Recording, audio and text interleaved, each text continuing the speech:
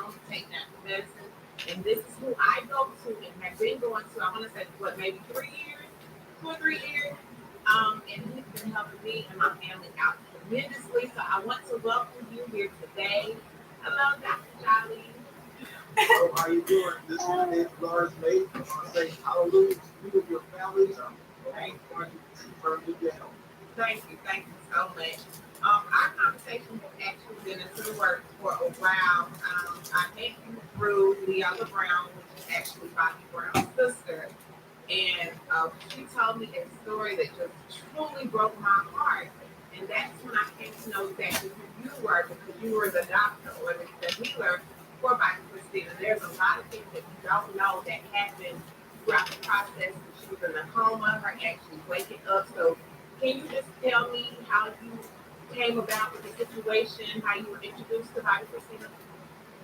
Yes, I met some people. I'll make a long story short, but I was praying, walking at night, 3 a.m., praying to God to go help Bobby Christina. I didn't know anyone that knew her. I didn't know Bobby Brown. I didn't know still nothing. So I was just praying, walking to the east, maybe for about, I would say, 60 to 90 days, praying. And then all of a sudden, I got a call from a person. A lady came by my house. Her sister had a situation where she was ill, and it was a situation that she could leave her. And it was a grave illness, and she brought her to me, and I helped her. And these people happened to be a niece, goddaughter of Bobby Brown. They introduced me to Bobby Brown. I spoke to him on the phone, and he spoke to a couple of people just to check and make sure I was who I say I am. And he called me back a few days later. He says, "You are who you say you are." He says, "I'm giving you the permission to go see my daughter." It was pretty much that simple. And the people that introduced me to him, they put me to the ground. Okay, And so that's how I came about there. good, good. So when you got there, can you tell me like how the scene was? Because you flew and you went to the hospice facility, correct? Yes, yes, yes. So I flew there to make this story short, wrap it up a little bit in the beginning. There was a family that allowed me to their home. Okay, this brother named Mario, his mom, they allowed me into their home. And they live in the same area where Whitney Houston lived, called Country Club of the South. And I'm like, I mean, I never heard this here. So that's all these exclusive homes started putting me up.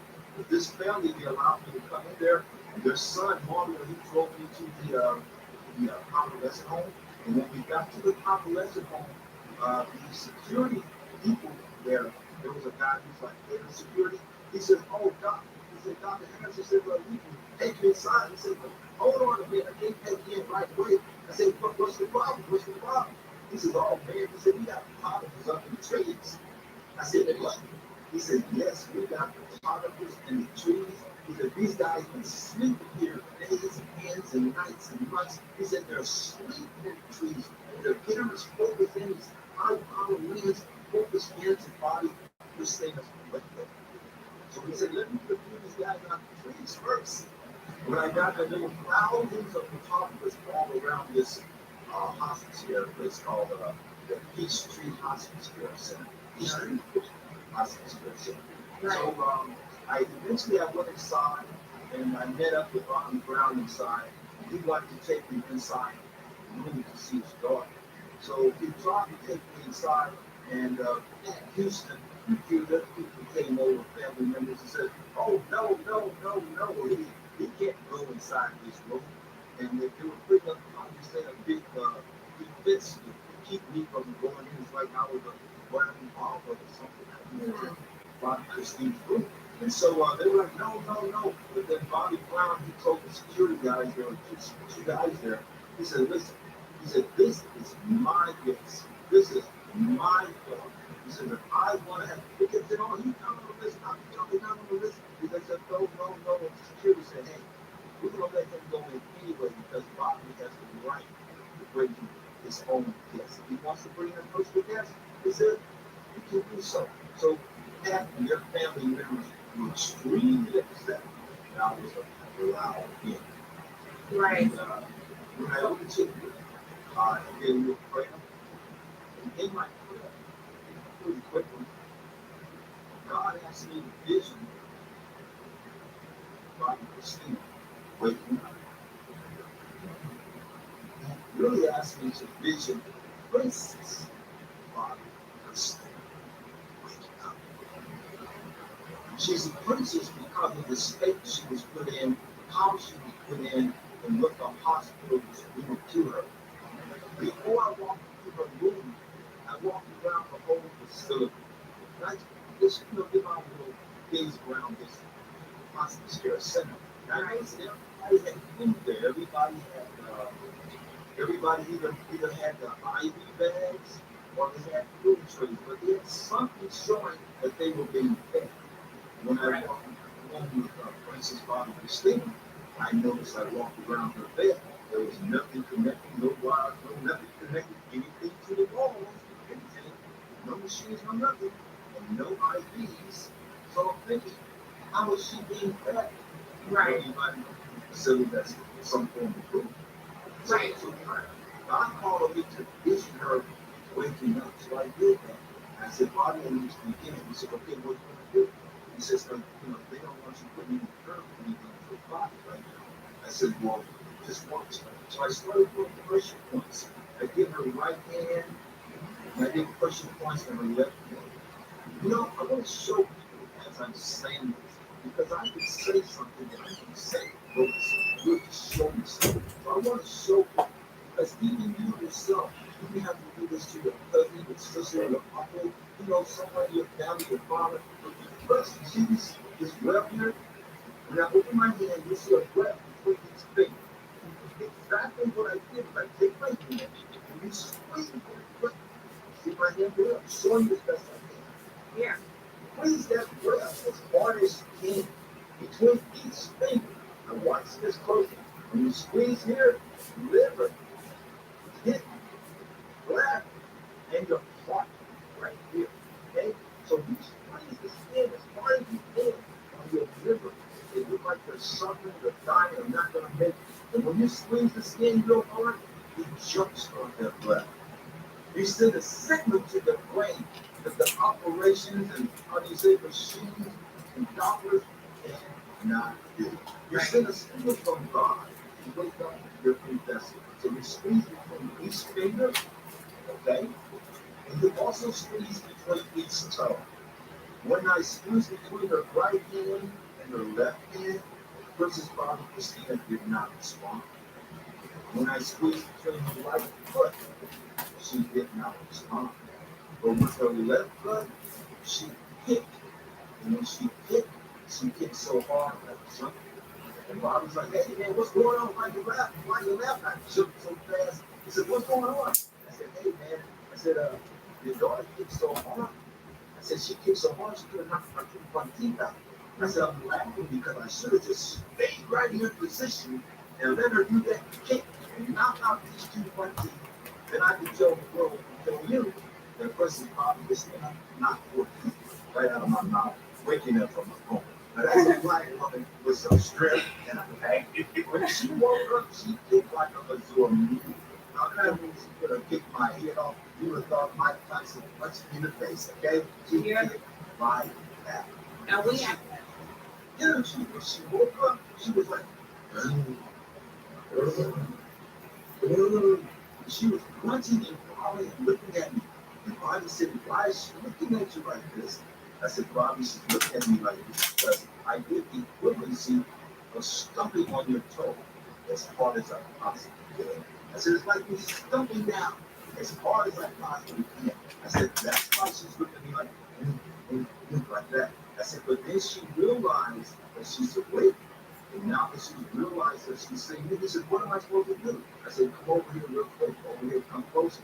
So I took my finger and I made a circle in the back of her head like this. And it's right at the base of your neck, the top of your neck, and the base of your head. Okay, there's a little spot right in the bottom there, and that can fit you. And you go in the circle to the right. I said, Bobby, keep doing this. He said, what am I doing? I said, I call it beaming me up the sky. It's a way of bringing light back to a person. And as Bobby was doing this, Princess Bobby Christina started saying, good, good, good, good, good. And she was screaming to his face. And Bobby was maybe 2-3 inches from her face while she was screaming, good. Woke up and all she could say was daddy, daddy, daddy. That's all she could say because she didn't really know how to pronounce words. Because she was in a freaking bathtub for probably however long. She was probably almost an hour. I don't know how long she was in that bathtub. It was probably more than 30 minutes. But then the ambulance came or whatever because Nick is guilty of that. Even though he is deceased at 30 years old in 2020, he is guilty of beating her into that bathtub. And Danielle was present. Now I have no There's really, I don't have any hard feelings towards Danielle because really there's nothing we can do about it now. They're both passed away tragically. But like I said, Dr. Jolly Harris was going to bring her back. He was going to bring her brain back 100%. He said it. He told all the doctors there, and he asked him, he was like, "So you're telling me that none of you doctors have been feeding like Christina nothing in her feeding tube? Like there was no food going because they had a bag connected to the food that was going into the bag." And he said that Leola said from the time they moved her from that hospital, from the when they moved her from the first hospital to the next, she hadn't even got a drink of water. So they weren't feeding her. They started feeding her, I think, once she got to the next hospital in like New Jersey or somewhere, Chicago, wherever. I think it was in New Jersey or Atlanta. I know she was back and forth from Atlanta, Georgia, New Jersey, back and forth. Because let me just continue to watch. Like I said, it says right here, Bobby Christina woke up from coma. And people outside the room heard her screaming. They knew Bobby, Princess Bobby Christina was awake. Now, these doctors, they want you to know these different people that get these other shows that have been talking to me. They have in and out the most important thing. The most important thing that Princess Bobby Christina, she actually woke up from the coma. I didn't wake her up. God woke her up in my hands. God used my hands as his utensils, as his tool, like your night you fall. Okay? So God woke her up. And this is how this all happened. As she woke up, she had the vision. And so Bobby knew that his daughter was alive, that she was awake.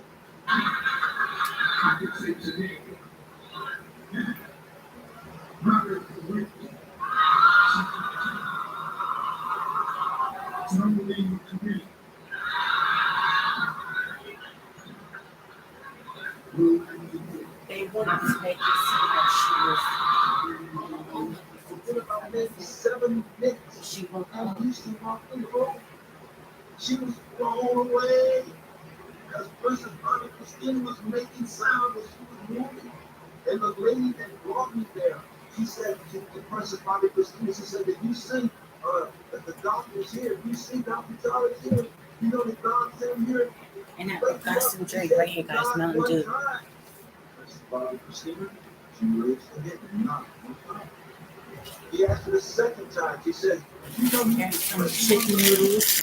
That's chicken. And this is the spicy miso flavor. Spicy miso. The gold spicy miso.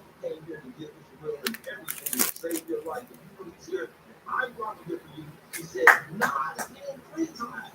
Versus Bobby Christina nodded 3 times. When a person can answer your command, They are alive they're no longer in a coma. This hospital said that she was In a coma for 6 months.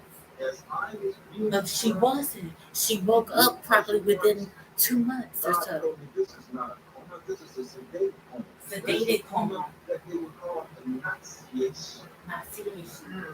Now I want the world, especially our black and brown people, to know what enunciation is. Enunciation is a term that was invented by Hitler's #1 doctor named Joseph Mengele. This guy used to take Jewish people and he would give them this syrup mixed it between like morphine and heroin and a few other drugs, but he would make this syrup and the Jewish people would walk around 70 pounds, 80 pounds. He was doing a test. This particular doctor, oh, by the way, this doctor was known for having human eyeballs all over his office room. They said there was not an inch where he did not have human eyeballs.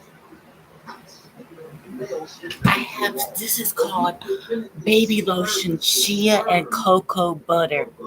Now, this can cure eczema. It can cure rashes. If you get a ringworm, it can cure ringworms. I think so. It's got a rainbow and a house on it. This is called baby lotion, shea and cocoa butter, gentle moisturizing. and it's got water, mineral oil, um, cocoa, seed butter, hydronic citric acid, sodium, um, and shea butter. So basically, you use this twice a day. Put it on your face and legs if you have eczema, because the wildfires and stuff has have been having some effects. So if you have any type of eczema, take this. This is a Dollar General brand of shea butter and cocoa butter. It will help with eczema. It helps. body. You knew that would prolong life. And this is what it was all about. Prolonging life of the people, having them walking around 60, 70, 80 years old, whatever it is, they're walking around, not knowing anything, just basically like a zombie. But your brain is still here and your organs are staying intact. So he gives them this serum to basically take your life away from you, but keep your heart, your liver, your bladder, and your kidney intact. They do this, putting people as sedating them and putting them in comas so that they can take your organs later when you die. It's called enunciation. And a lot of these children here, we say of milk parties. When you and I were young, every week we see 2 or 3 children on milk parties. They will be snatching these kids up, and the people that use it in ceremonies, rituals, and stuff like this, and they use their internal body parts, which is the number one gain on earth, is the number one thing being sold, body parts and satellite parts that are moving around the machines going to get. But body parts, people will buy and say body parts out. They need maybe selling the enormous part. One guy from some country, Germany, maybe another guy from England, maybe another guy from Russia, another guy from Bangladesh. But they're selling body parts to the highest bidder. And people have been buying black body parts because how do you say it's the highest thing on the market? People want the liver. They want a young black heart. They want a young black kidney. They want it. So I said, Bobby, be careful. Because they think they daughter's body parts and sell them to the highest bidder. And this is the getting, I believe, that are praying in the person's body and sleeping and Gnosticizing her, keeping her body whole with this serum, okay, this morphine state deal. And when you're on morphine, you lose your consciousness of who your sister is, your brother is. You wouldn't know your mother, your father is still in front of you. When they give a person morphine that narcissizes the brain, you lose your contact with the person of God. And some people, that's all they have left. Some people, they don't have a mother, they don't have a father, they don't have anybody to care for them. All they got is God. But when these devils in the hospital get morphine, they this connection with God. Right. And that's your last and your final hope. And that's what they did in Prince's body, Christina. They are not scientists, right? But I want the world to know that they're doing this to me and our family members, not just black people, white people, brown people. And they're sedating people and keeping them, how do you say, on hold, okay? But there are people that they keep on hold for 2 and 3 years. And they will be hurt. You understand? You let them go. Right. And I just want to emphasize that she was actually awake. A lot of people, I think she was in a coma from January to July when she passed. But a lot of people did not know that she was awake. And I remember Bobby actually doing a performance, and he was like, "My daughter's up. She's alive. She's breathing. She's communicating." And a lot of people thought that Bobby was going crazy. So when I first talked to Viola, she told me, I was like, "Oh, she was in a coma." And then I talked to you, she told me the same story. So I just want to emphasize that she did actually wake up. Viola told me that she was afraid to go to sleep. She would watch TV, hours and hours on end, but she did not want to go back to sleep. So I just want to really emphasize that Bobby Christina did wake up. Well, not only did she wake up, she was awake for over 2 weeks. Right. For a young lady awake for over 2 weeks, okay, watching TV, and she's here studying her own mind. How am I going to put my life back together? What am I going to do? how am I going to get back on my feet? And at the same time, within 1 hour of him waking up in my hands, within 1 hour, there was a final meeting and decision on Princess Bobby Christina's life. And the world doesn't know. Well, the world does know that the Houston family was in a fight with the Brown family. People knew about that battle for a long time that was going on pretty heavy, right? Hold on 1 minute before we get into that. But because I did see the Reels thing that you did, the Reels video. We talked about Reels. right. You spoke about Pat coming in the room. So we're gonna get to everything else. Can you tell me what happened? Yeah, let's get back to that because that is a very important segment. After Princess Bobby Christina was awakened, people outside the room heard her making this loud sound, loud noise. Pat Houston walked in the room. And when Pat walked in the room, she walked over slowly toward Princess Bobby Christina. The closer she got to Princess Bobby, we call her Chrissy. Chrissy's okay. Family name, Chrissy, okay? It's all the same Chrissy. The closer she got to Chrissy, Chrissy started growling out. She was growling out. She growled so loud, so hard, that Chrissy's nostrils of her nose got really, really wide.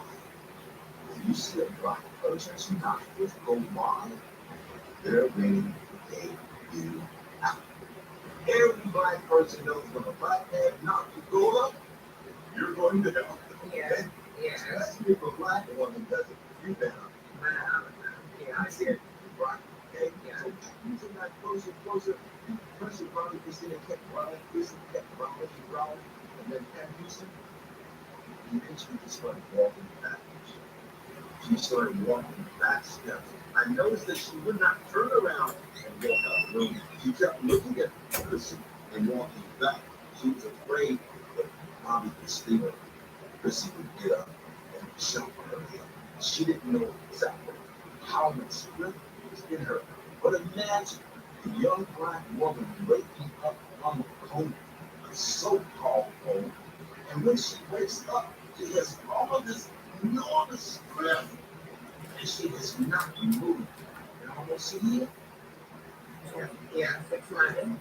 Yeah. So this told me something that God, how do you say, put an enormous bite in her mouth to go after the Houston.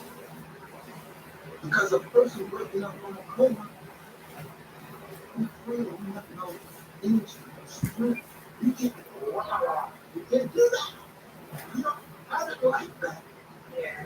God gave it to Chris, and she got it through my hands enough strength where she could go, how do you say, go fight for her rights. Okay? And that's what I looked at. The only thing I could see was she was going after a person that she felt with her in that space. Yeah. Or Yeah. had something to do with it. Okay? Right. That was a big, how do you say, awakening in the room because everybody was noticing how mad she was getting at that Houston. Yeah. Just waking fresh up from a coma. Right. If somebody wakes up and want to kick your butt or my butt from a coma, I would say we did something wrong. Yeah. And I was running backwards too. So, going back to the meeting that was held, can you talk a little bit more because we the people were seeing that the Houstons were getting into it with the Browns, but we didn't know what was going on in the Exactly what was going on. Yeah, exactly what's going on was Bobby, after his daughter was awake and he knows that she's alive, they kicking, her thoughts of Joey coming back. He asked me to go have a meeting. And I said, what meeting? He said, there's a final decision on my daughter's life. And I said, oh, what? He said, oh, yeah. In about 20 minutes, there's a final decision going on in my daughter's life. And he says, I want you to represent the Brown family against the Houston family. And when Bobby said it to me, I thought for a second, and I said, hey, I didn't come down here, bro. I come down here to do the politics. I want you to be the will of God. Let God use my heart, my hands, and my body and soul. Do what we can to get not. I said, she's not. She's not. He says, nobody is free from the Brown family like me. Nobody has to care. And Nobody I'm very has sorry to announce, but I do have one person on the list that has to be terminated as a YouTube viewer. And I'm not going to disclose this person's name because I just can't do that. And I'm not allowed to do that as a YouTube instructor. And I'm just not allowed to do that. But I had a I had a few discussions with this person, but I'm not going. Like I said, I will not release a name.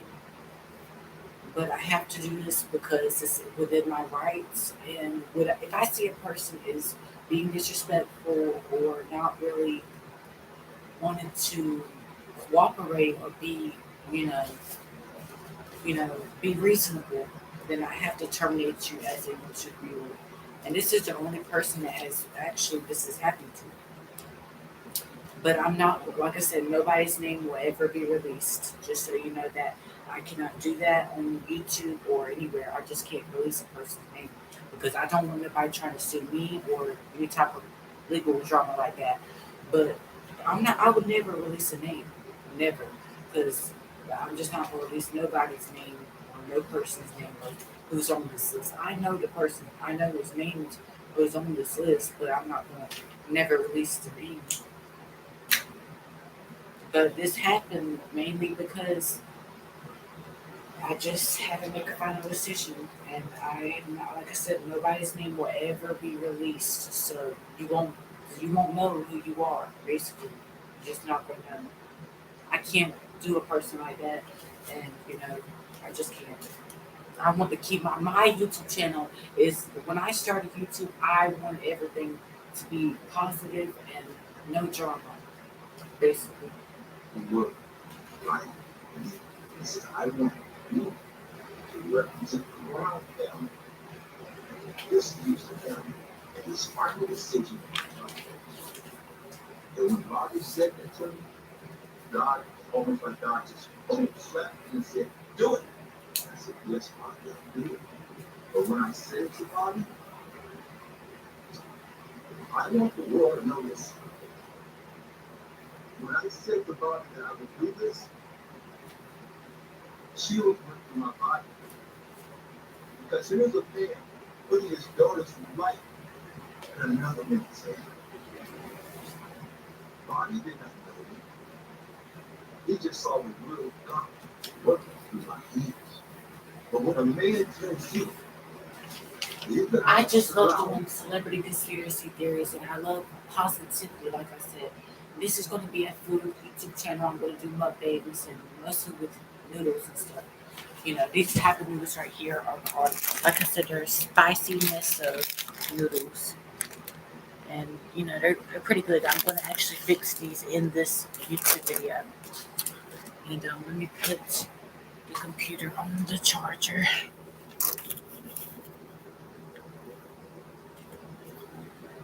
I want to make sure y'all can see the TV. Okay.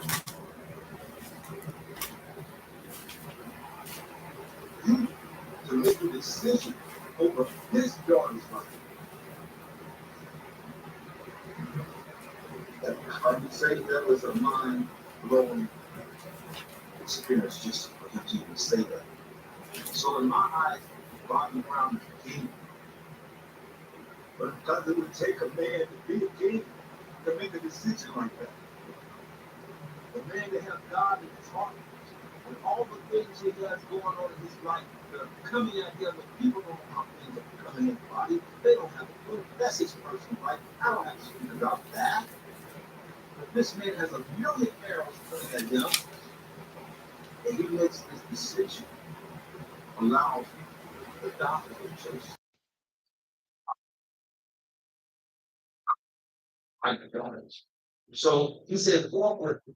I said, where we going? He said, first, I want you to put me, meet me, with me, bring me. He says, because Chris is talking, I'm not going to be able to take care of her.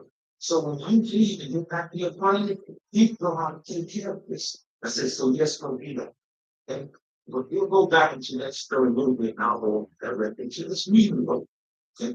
So there was a couple of meetings. One with the talent internally, to know all these dollars. Right now, we're speaking about no one these dollars. Like I said, Bobby, it's like you lay this game like this for spot in this game. He stuck his spot right on face, and his heart was in the yard. But he said, you deal with the situation. So when I walked into this room with Bobby, there was a long, on one side of the table, all these people with these white coats and white, you know, robes on, wearing suit jackets, with their honestly good. And there was a CEO, there was the president, there was a chief executive, there was a head nurse for this facility, everybody in positions, and then on the side of the table, I was sitting, no white jackets. On the side where I was sitting was Bobby Brown, me, Thomas Brown, and hopefully went to the left. Like I said, if you don't hear your name being called within this list, that doesn't mean that you're being terminated. It just means I can't talk about what's going on with this. I only have one person on my list. I already have a terminated paper that says they are being terminated as a YouTuber. But like I said, I cannot release their name, and I will not do that because without with respect to all my YouTube viewers, I will not do that. But Sonora Blue, you have passed my YouTube channel with a 95%. And when I do like, when I skill you and grade you, that is by your YouTube attendance only, basically. Because that's really the only way I can grade my YouTube videos. And if they like a YouTube video, you get a grade for that as well. Tracy Oxendine, he has a 95% as well. When I see these people, when I see my YouTube viewers again and my classmates, I will update everybody's grades to 100%. Just because I want to be generous, but like I said, with the one person that is being terminated, I cannot release their name just without respect for them. I cannot do that.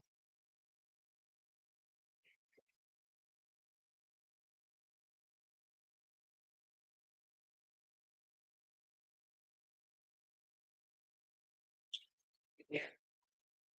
Haven Books, 95%. Everybody's going to get a 95 for right now.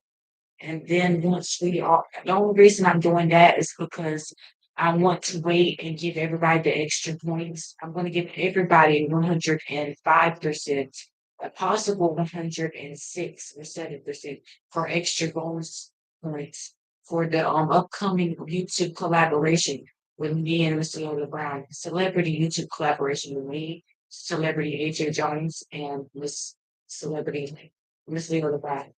You should and be using this Bobby Brown's niece. Bobby Brown's niece in this situation, she happened to be on the Houston side. Not nobody of American side, which is her family grandson. She's helping the Houston side. Somewhat of a what we call trader. Trader.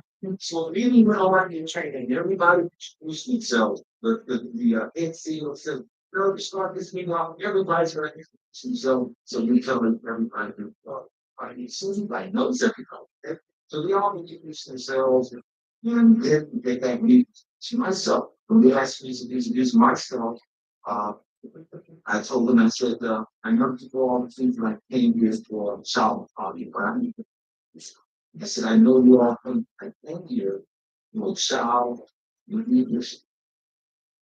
I said, I'm not you, walking with the kid.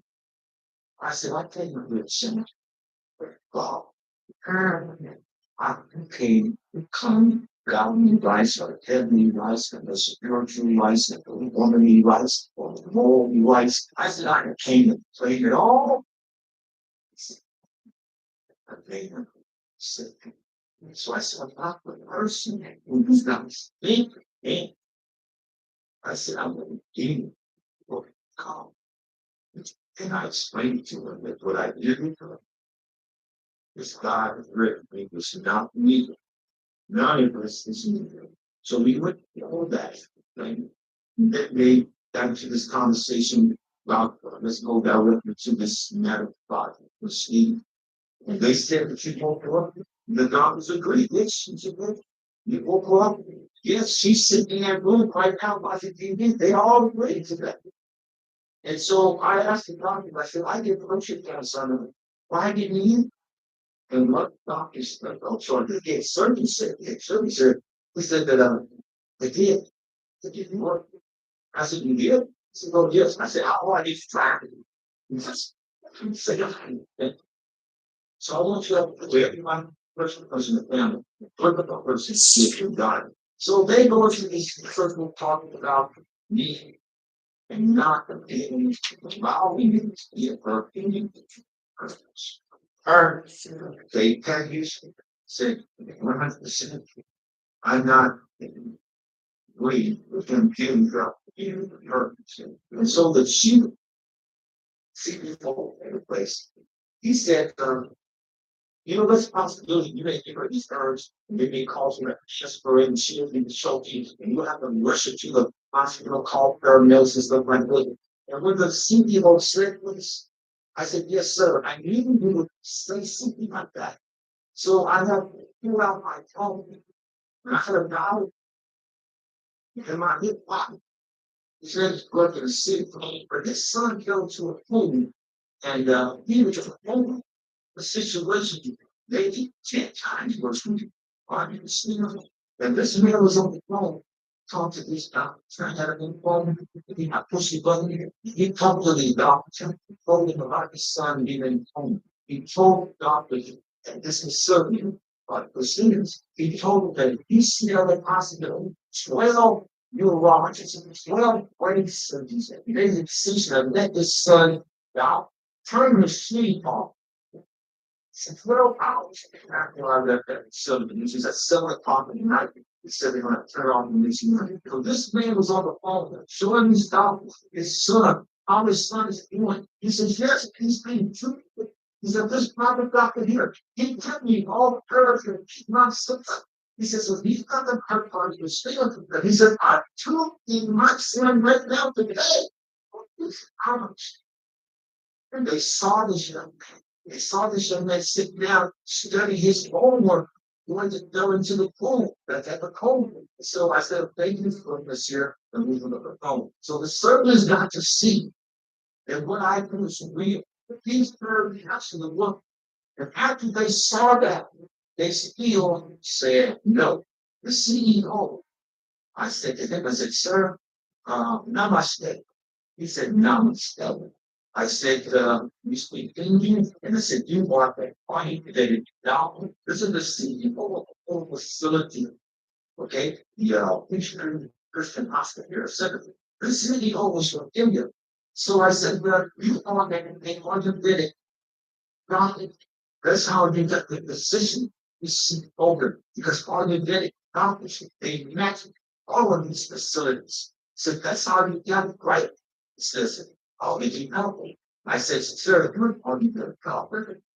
I said, I'm the one who made it swimming master. Said I speak master. He said, I said, I'm teaching you like that. And I told this man that we turmeric powder is one of the herbs that in the Buddhist that I gave to them. First of all, this thing, and I told this man that the turmeric powder and Indian people are enslaved all over 4 billion Indian people have been raised on turmeric powder. Women don't even know even America don't know. You can take turmeric powder, water, drink it every day, water, drink it. You don't have a healthy day. What's going to tell us that? That's not going to do it. So I told this to you, oh, man, you're going to turn down number one item. She got used to your heart, use the this, use the information, use the blood class, all these things. I said, how did you do this? And I said this to the CEO. I said, your poor problem, your great grandparents are turning over in their native Indian race because you let down the number one thing to tell me where the country is going. When this man, he slapped his head, you can believe I said to you. I told him that he stretches him top down. He dropped his head on the gate and sleeping home. The center, he did not. The next was the chief surgeon. That used to say, no again, no again. I don't care what he says, I'm against it. So the chief surgeon says, well, I see what's happening here with your CEO. If he has nothing to say right now, but the chief surgeon says, I'm against it. Wrong with brother. I'm against it. And so I asked the chief surgeon, I said, I have a personal question to you, sir. So this would mean that the world would know and I said, this would mean that I'm dead sitting out the world where you know. I asked the chief surgeon, I said, sir, I have a personal question. You I listen to you. I said, if you know the man in the court, you make one more leg, they were even crippled down. And you know this person was dealing with all time, change all time here. Look, sure now what he took. They all wrote it up. Don't you know? She died. Same situation with the previous finger. And when I passed this chief search the first week, you know. He said, I will be God. Girl, God, they help my girl. In the same situation. And when he said that to me, I said, sir, you saying that behind protocol, it was quite forward with this pharmaceutical logo. I said, you think twice in your protocol. I said, but when you go home, you take off that right one. I said, your wife is going to get your ASS. That's right. Because your wife is not going to allow her daughter to die. Your stupidity. Your wife is going to say, you find that other person. If you don't find them, you're out of here. That's exactly what happened. So I said, sir, you can say that to me from your wife. You will call your former student, let it go. And by the way, brothers and sisters, everybody, I want you to know that the pharmaceutical logo has always been in force with the devil's serpent to the snakes wrapped around the cross, coming up to the top, looking down on the Jesus like her that's her hero. That is the pharmaceutical logo. So this surgeon here in the hospital, he said no, that he said no.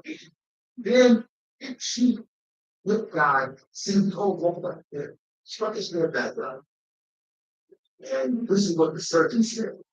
He said, Dr. Jonathan, he says, by the state of Georgia law, the body, right, and that you should both agree. And you can continue. He says, but they both have to be percent custody. So they both have to be. He said, your body had 81% custody. We would not have this conversation. We just walk straight in there and do what the man says. He said, but in this situation, Pat Houston asked you to agree. So Bob is looking at that, Tommy looking at that, Uncle Ray's looking at that, we're all looking at that, like, okay, you're the one with the final decision. So they asked Pat, what is your final decision? She said, my final decision was, I said, no, she's a person. I know Christian better than anyone, she said. When she says, don't think better, she said, I know better than anyone. She said, it's my final decision. She let a policeman ask a question. She says, I'm making this decision because I know her better than anyone. She said, Christian, you're not in labor. If she could not sing and dance, she said she would not want from labor. If she knew she could get labor. She said she would not want from labor. If she knew she was going to be in care of religion. So she said, it's my decision that needs to be said. So let her pass away in peace. And when Dad said that, immediately God said to me, that's not what you sit next to you, making a decision. God said, that's never forgotten. God said, no woman, because black women were not condescending. We don't have it in our lives. to let another woman down. You made the woman. We don't have it in our blood to say, Dylan, let it go. We don't have to do it. So when she said, well, God said, give me this child, woman, this is the devil. And I looked at my niece after she said that. And all I did, I looked at her and said, look at God made you out of your man. Oh, made you the why did you try to be? She just shut up. It's a meeting. And when Pat said that, I took his hand and slammed him to the table. Really, really hard. He hit the table so hard that man up. It's not so much I can know. Somebody be this angry like, you really why do you have so much anger at him? I thought he was gonna $50. But he got up. I mean, what's with this story? Right here. And when Bobby ran out the room, Uncle Ray, who was 50 years since bodyguard for babies, 25, 26 years old, Uncle Ray stood up. He was quiet about the whole time meeting. He said anything. He got up. He sprayed him. He said it was pretty much alive. I didn't stop. He wanted to lift it. He got it up. He said, when was alive? She had one of that child. Snatches her out of his hand and put him back. Because there's not what's up. He said, when it was Mr. Nothing. He said, when he would do it herself, she would listen to him. She wouldn't even be involved with the student. He said she would be putting this stuff in. He said, you guys are wrong. You're really wrong. Uncle Ray got up and walked out. And when Uncle Ray got up and walked out, Bobby walked out, Tommy got up and they walked out. And I said to the staff, I said, you guys have just made the number one mistake. You know, Thompson was scared. Oh, call. I said, you made the number one mistake that you could ever do. And Thompson was scared. And the CEO said, can you let us back? I said, sir, before I take you to yours, I want you to know my father was a chief. You possibly get more than 5 years. My father was a hospital chief, so I know all hospitals, all hospital acting. Said that chief. So I said, what your facility has done today in terms of making the number one mistake, the number one mistake. I want everybody to know this. Everybody to know this on earth. Number one rule, conscious character suit is the people patient and the okay, that'll make sure I like it all.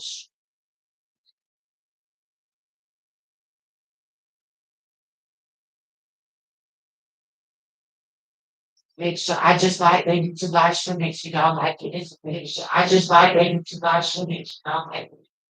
I just like them to live stream. Make sure y'all like it.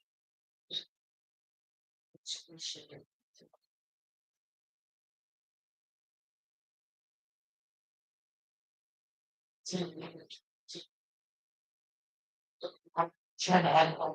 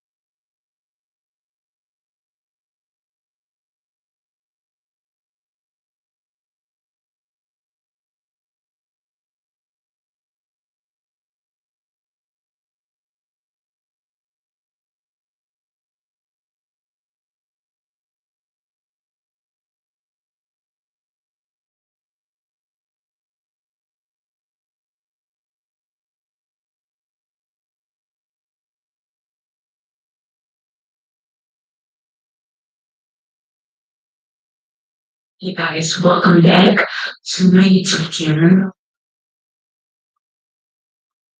the President AJ Jones. So today we're going to discuss celebrity conspiracy theories and celebrity hot topic.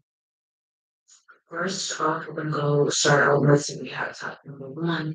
Here, Marilyn Monroe.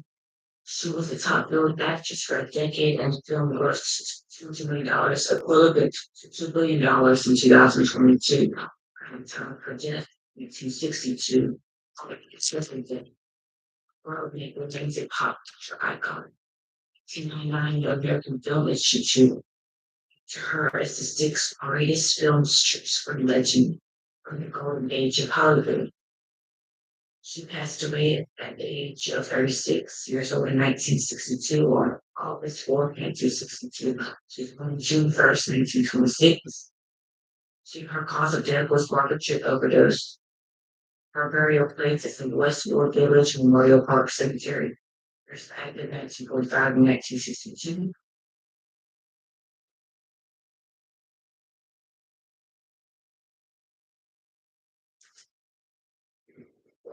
Hey guys, so welcome back.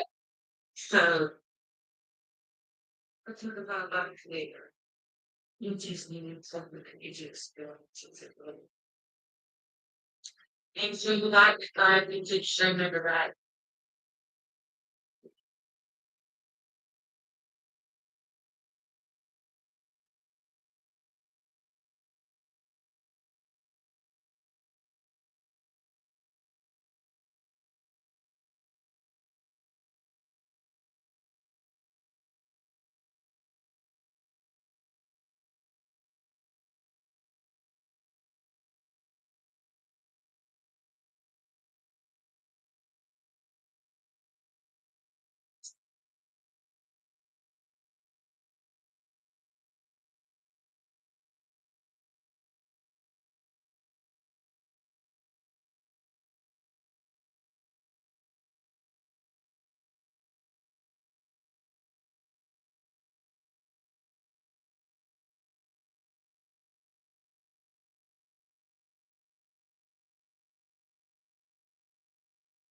Me,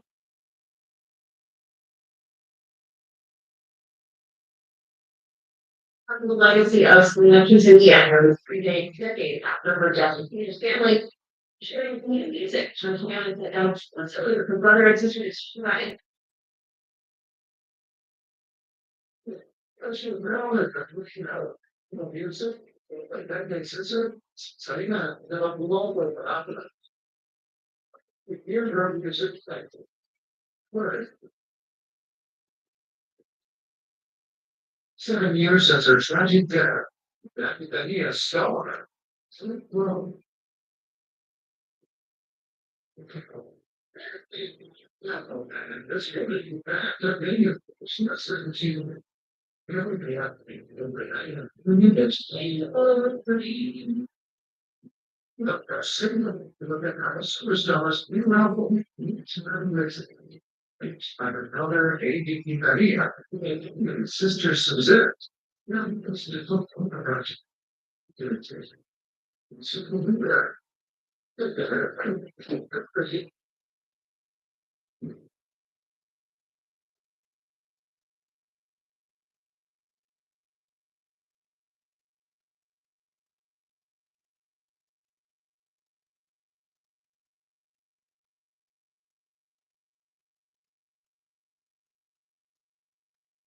This video gets started next. I will be back. Because I don't have no reason to much in this.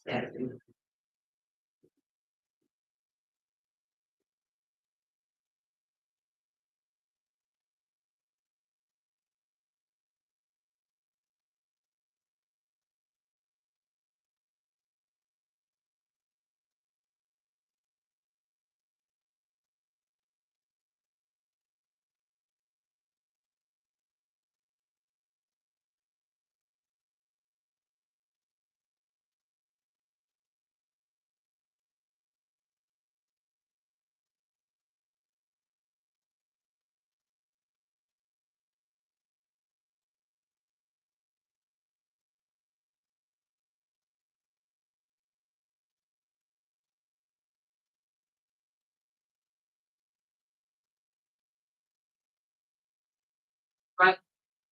What's the right? And it's the same about that. Good job, it's not funny about it, and good job, and Cecilia. Yes, good morning, George and Pop. It's here at 3:43 yesterday afternoon when a member of Houston's entourage located her body inside this hotel. So far, police and the coroner are refusing to offer details about what may have caused her tragic death. Exactly what happened inside the iconic Beverly Hills remains a mystery. Paramedics raced to the fourth floor and found a lifeless Whitney Houston inside her hotel room bathtub. They tried in vain to resuscitate her with CPR. At 3:55 p.m. this afternoon, Rookie Houston was pronounced dead at the Beverly Hills Hotel. The scene inside her room was chaotic. ABC has learned it appears members of Houston's entourage found her unresponsive body and called hotel security. But just about a half hour earlier, Mother Sissy reportedly spoke to her daughter and said nothing was out of the ordinary. Houston's cousin, Dion Warwick, also reportedly spoke to her over the phone earlier in the day and said everything seems fine.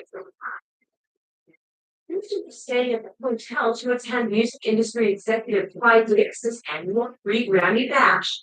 It is the same event where she was introduced to the record industry nearly 3 decades ago. Hours after her death, the party still went on. The scene was surreal. Beverly Hills Crime Lab watched outside, paparazzi camped out waiting for Houston's body to emerge. Inside, a star-studded lineup of speeches and songs with lyrics around the final days were marked by questions about her sobriety. Houston's stay at Beverly Hilton involved pre-party, according to news reports, and then early Friday morning will be determined Houston's final performance.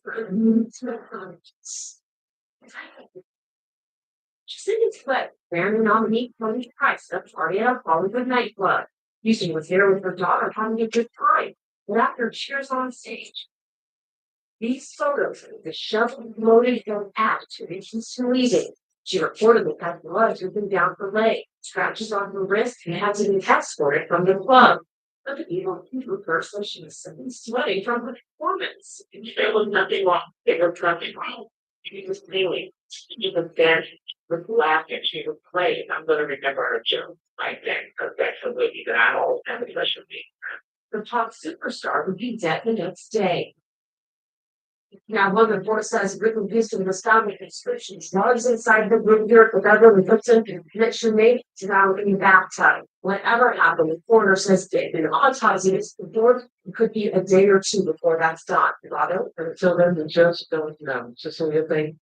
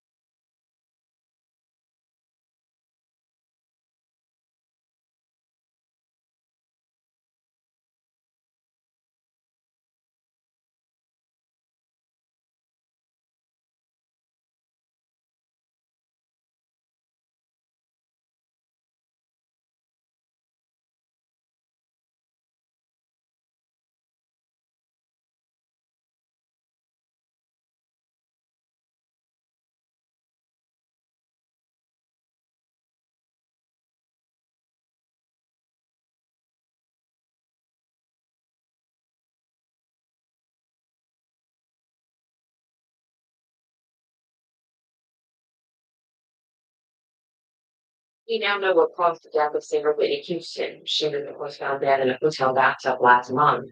Thursday, coroner's officials said she drowned accidentally. Houston also had at least 5 different drugs in her system and also emerged heart disease. Medical correspondent John Luke is here with a closer look. Good morning. Well, I think we know that she had drowning in this thing. She had atherosclerosis, which means that she had some clogging of the arteries and marrow. And then she also had cocaine. The question is, how did they all combine to kill her? I think that the fascinating things were that somebody can have absolute perfectly normal heart. She did a perfectly normal heart and have cocaine, and it can kill them by causing spasm and increased clotting. And there's an amazing stat that I got last night that just blew me away. If you take cocaine, the odds in the next 60 minutes of you having a heart attack go up to 24 times, 7,400%. So what about the water and that kind of thing that would indicate that? Well, one of the things, there's no camera there, so we don't know exactly what happened in these pathologists. I don't really envy that have to piece together this story. So you get water in your lungs if you breathe it. So how did she get water in her lungs? Well, she either had a heart attack and slipped into the water and she still had a few breaths in it. And in they came, or she blacked out. Maybe she was unconscious because of a combination of the cocaine and these other medications, which they're saying did not contribute. Well, that's why I would ask about it. And among those other medications, and I think we talked about recently on this program, Benadryl, so they call that Lexapro. And they said specifically, these other drugs will not contribute to her death. How do you know? I mean, as a pathologist, you're the coroner, you're looking at it, that they didn't play any role. I spoke to one of the assistants on the coroner's office last night, who was one of this investigation. I specifically had checked with you. You have flexor, which is a muscle. So there's relaxation muscles, Xanax, which is anti-anxiety. You have Benadryl, which is antihistamine. Each one of these can kind of space you out a little bit. And then all together, they can have an effect. And he specifically said, and this is a new information that you told me last night, that the levels of those were either therapeutic or subtherapeutic. But then I said, okay, fine, they're therapeutic, but then in combination, can't they have an additive effect? He said, well, we're gonna have to wait 2 weeks to see what the first step is. So maybe it's not a 100% indication. Well, they're saying that it contributed. I mean, the last thing we need is some doctor 3,000 miles away. Or some idiot who has no medical degree questioning it, but I'm just trying to put together the words that fully No, I think there are some questions about it. I think the takeaway for everybody at home, because you might say, well, I'm just going to try cocaine. You know what? The first time you take cocaine, it's out there. Even though it's a perfectly normal part. This is not a question we did on the good call before asking itself as a conducted. And we're going to have to find out whether in 2 weeks she actually had a heart attack. And we'll know that. Well, one last thing, you told me only 60% now of one of the heart models. You think that's a lot, but I spoke to a cardiologist last night. That shouldn't be enough to give you a heart attack. So other than that, plus the cocaine causing spasm, increased blood, maybe something else going on. So it's still a bunch of questions. So more to come, John. Thank you.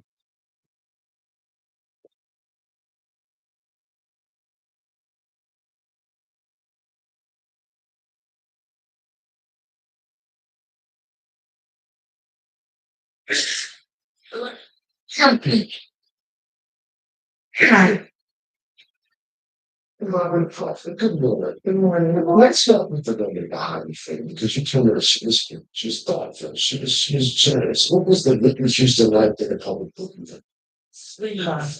Generous, extraordinary. With a company left her, which is on stage, and she loved her fans, and that's her deeply. I'll tell you, we were playing. This was the first tour, and we were playing the Dome in New Orleans. You know, one of the places I really want to tour and do one of my meet and greet YouTube tours is the O2 Arena in London. That is where Whitney Houston did her Nothing But Love World Tour. And that is a place I really want to use, but it's very expensive. And that's a part of AG. And I think they were working with Michael Jackson to do his This Is It final tour. But of course, we know what happened with that. He was found tragically passed away slash deceased. And well, what happened was his doctor, Conrad Murray, I think gave him too much of that propofol. They said he had enough in him to kill a elephant. So he gave him too much of the propofol. You're not supposed to overgive, but that propofol it's like fentanyl. It's not like fentanyl, but fentanyl is not like weed, but fentanyl is pretty strong stuff and it can kill you if you take too much. If it's found something sick for somebody. And The tour manager came backstage and we're in the dressing room there. He says, listen, Whitney, the place is not full. There's only 10,000 tickets sold. And she's like, okay. And he was This like, represents a rainbow and shea butter lotion. That represents a So rainbow. she said, well, they bought tickets too. And she went out there and they drank. How much again? Nothing. Nothing. And it is called spicy miso. Spicy miso. After the dome, and it was about 10,000 people, which were like 10 people each. And when the show was done, I asked her, I said, so how was it? She said it was a very interesting. So really was, she was thoughtful. One of the questions that the other student asked me, he says, since you're still public, is why that's the comfort now. This is just because if there were documents I would have done. Why not? I savored my memories for it.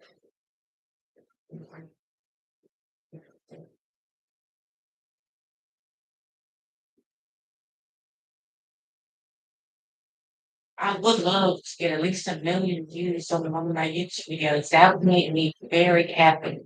Now, one of my videos did get 2.1K views. That is incredible. Houston, the plane is still on to and listen, that's it. For the first time since your brother's death, Sister Houston is speaking out. We got 50 likes and 2,000 pictures. For just a few weeks earlier, from her, Lauren, and Charlotte. You know things change. I'm gonna call her about it. She's a guy who's very good at shut down, and she said, that's it.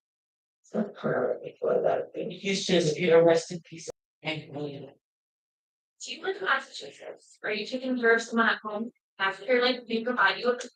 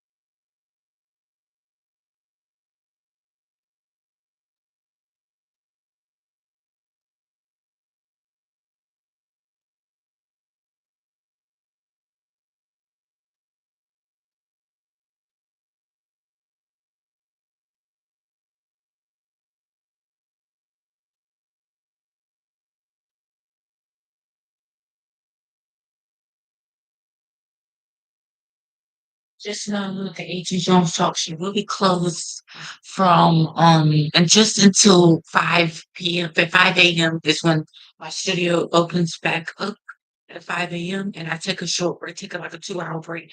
Guys, I'm even though I'm going to be home for another week till July 10th, because I'm still on my Independence Day holiday break until July the 10th. So that is 7+ days. So you might as well even it out and say 8 days. So yeah, I'm gonna be home for the next 8 days. So I really want to give as much content to my YouTube viewers and supporters. Y'all are supporting me, so I have to support y'all. I have 7,290 YouTube views. My goal is to reach 7,300 YouTube views soon. 10 more, and we'll be at 7,300 YouTube views. I'm very within the next, couple months. We'll hopefully have 8,000 YouTube views. So.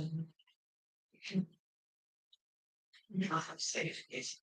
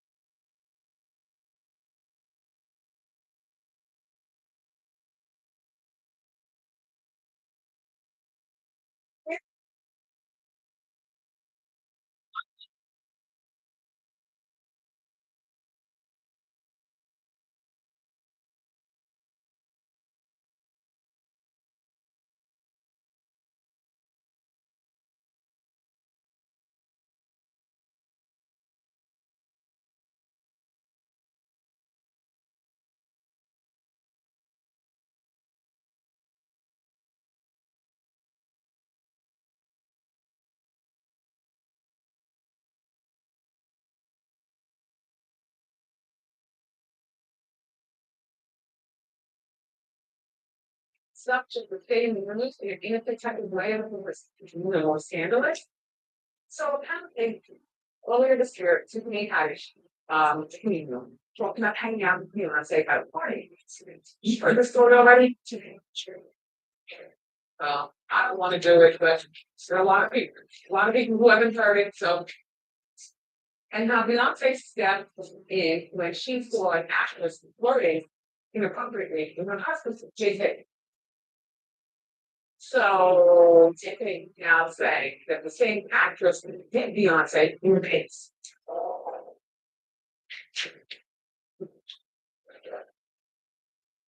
Tiffany, you're human, but you're doing so much talking, you're just alive, just way going to stress. And like I said, if you want to continue I'm doing an education class at my university in community college, the A.J. Jones University Community College, established in March of 2023. And yes, I really want to connect more with my YouTube fans and my YouTube views with my 7,300 YouTube views. Just about. So yeah, I really would love to connect with all y'all. So, and I know that's a bunch of people, 7,290 YouTube viewers. That's a lot of people I have to keep up with. I don't mind it. I did all the work with over 248 YouTube videos completed and 7,219 interviews full. So if you want to continue, sign up for a continuing education class at my university, the A.J. Jones University at A.J. Jones Community College. Please email me at my personal talk show email, AJ426459 at gmail.com. I will put it in chat and you have to do an application. All you have to do is send me an email with your resume on it and I will get you in as a YouTube channel member. But you're going to have to do that first. All you have to do is, I'm going to type it in the chat box. Please email me a YouTube member resume slash application. It's a resume. Tell me your job experience, or if you want to be one day a YouTube channel member, a personal talk show email.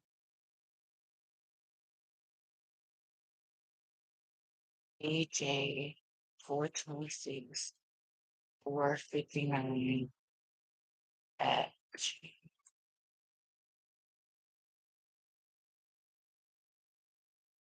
Okay, guys, there it is. I put in a chat box, I said my personal talk show email is aj426 459 at gmail.com. That is for the resume. Or you if you want a YouTube shout out as well. I'll give you a YouTube shout out. All you gotta do is put your name in the comments section.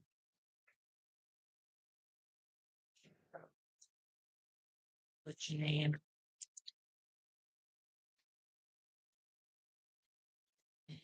Chat box.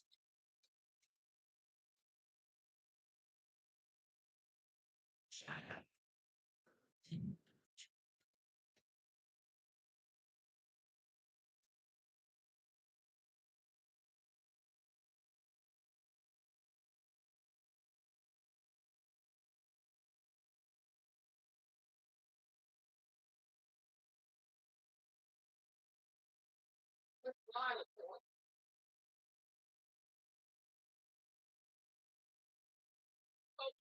Beyonce hiding the face bite behind Tiffany. I don't believe a face bite. I don't believe any of it. But people are starting to speculate that the actor can be flirting with Jay-Z. Remember, the stuff, but she's a and a face biter. And then apparently an actor took on what? But Beyonce told Tiffany, don't fight her. She's on what? She's not going to like that. Well, we're speculating to Roger Henson. What? Why should you want Jay-Z? She don't do drugs like that. Charge is not right in base equity. And third of all, charge might not be living in excess in the financial bracket of a JC. Beyonce going much in it. It's a funny deal. Okay. And there's no I can't believe people in the 38 involved with this. So then Tiffany says, yeah, it was a charge. Where's Tina? Why are you talking to me? In the meantime, the meantime has been swarming, thinking that it was Sarah Paulson. Well, Sarah Paulson was at the party. She denied this. She said, could magically be able to get that post again. And then they went after Sonalo later. Who denied it? In the meantime, her posted on her emails, a Glamourous this Tiffany Haddish, we're talking too much. You have to go study it when I just see this now later. She's late. She's been charged before she could find some hey. I mean, you're accusing people of you're accusing them of wanting JC, doing drugs, and face fighting. Oh my spaces. Jordan, your spaces. Yeah. Tiffany so someplace with this story and Beyonce, you don't keep it basically, you know, please everybody, please stop talking about this. Be hot.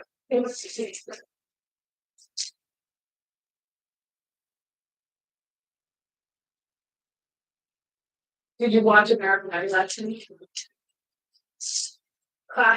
Did you watch? Well, that's the rating system. How about the new season's magic? The board wanted to take on American Idol and they are clearly getting like double the rating. Well, it's like not that.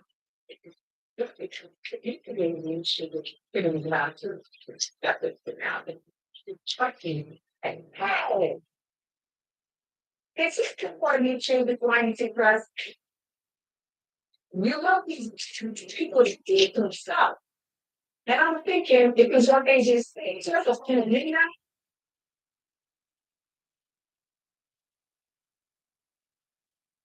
ABC, that's what they know.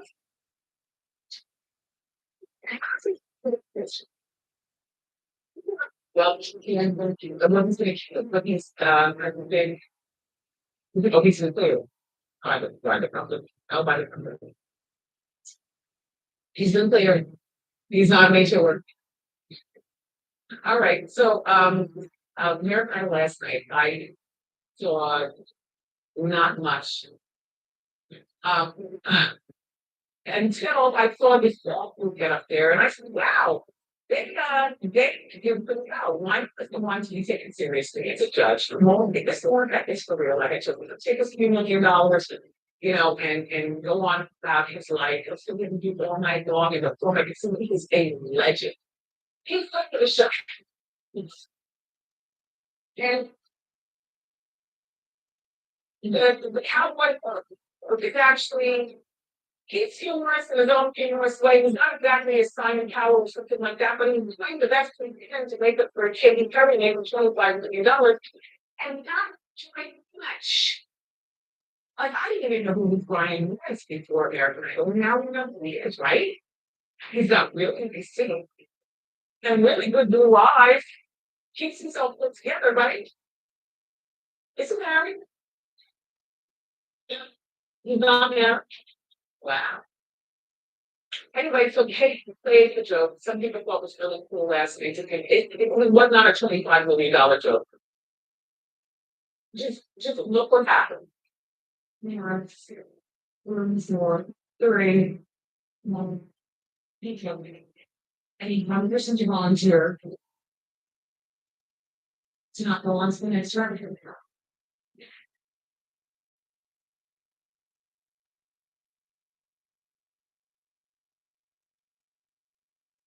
I know.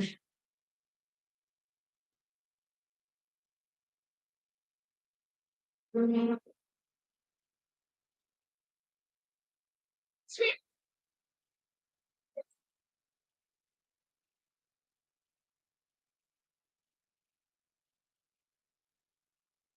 They don't tune in to see what she's wearing. Tired of tuning in for the same hair. Like she's very beautiful girl, by the way, and really she did her talent. It's just that it's not her thing to be judging on American Idol $4 million. She's not delivering $25 million worth of delivery. She's wearing the same hair, like switch it up a little bit. You know how I used to watch American Idol to see Jennifer Lopez was wearing? No, wears clothes and some dumb jokes. Nobody cares. Well, they do care. American Idol airs Sundays and they choke us again on Monday nights on ABC. So Cardi B experienced some weeks that she's 7 months pregnant, and she insisted that someone is going in her team. I'm still going to think she's pregnant. I think, is she pregnant? Excuse me, you don't work back. Well, excuse me.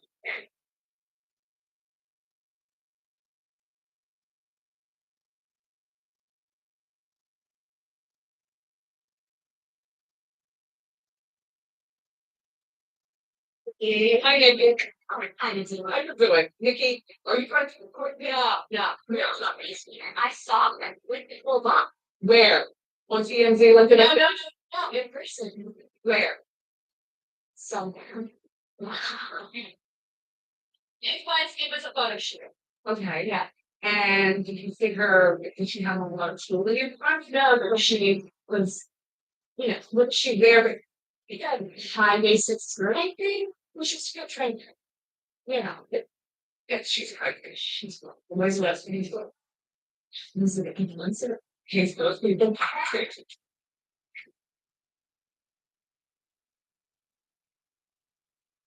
So, now, this is why I love my co-hosts. They come here, you want to be a part of the show, with information. I don't know every damn thing. All right, so she's pregnant. I wish she wasn't pregnant, but all they get the blankets again. She's curious though that somebody in her team might have been confused, but you're not part of the team, you are of that team. Yeah.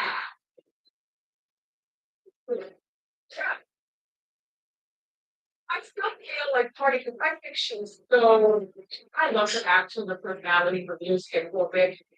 But I feel like she's too new to be sat down with a baby. She's supposed to be traveling the world. She's not even supposed to at this point even have a boyfriend. She's supposed to be dipping and doing. I'm not saying sleeping with everybody. I'm not saying you can just hang a lot of men for dinner, but just having a good time, getting into herself as the girl. She's supporting her whole family, and she's doing it very well. She's getting a lot of money. I don't want her to be pregnant, but kind of she is. Cardi, I don't think gets the whole celebrity thing because Cardi, it's such a closest to you. So we're the ones that do the stuff here. I mean, and she's not close to her. My co-host, she's talking to us. Say, look at she looked at and said she took her into text. Well, last night, Cardi revealed her out. And it's a throwback to the 80s. Here's my hands. Called Invasion Project.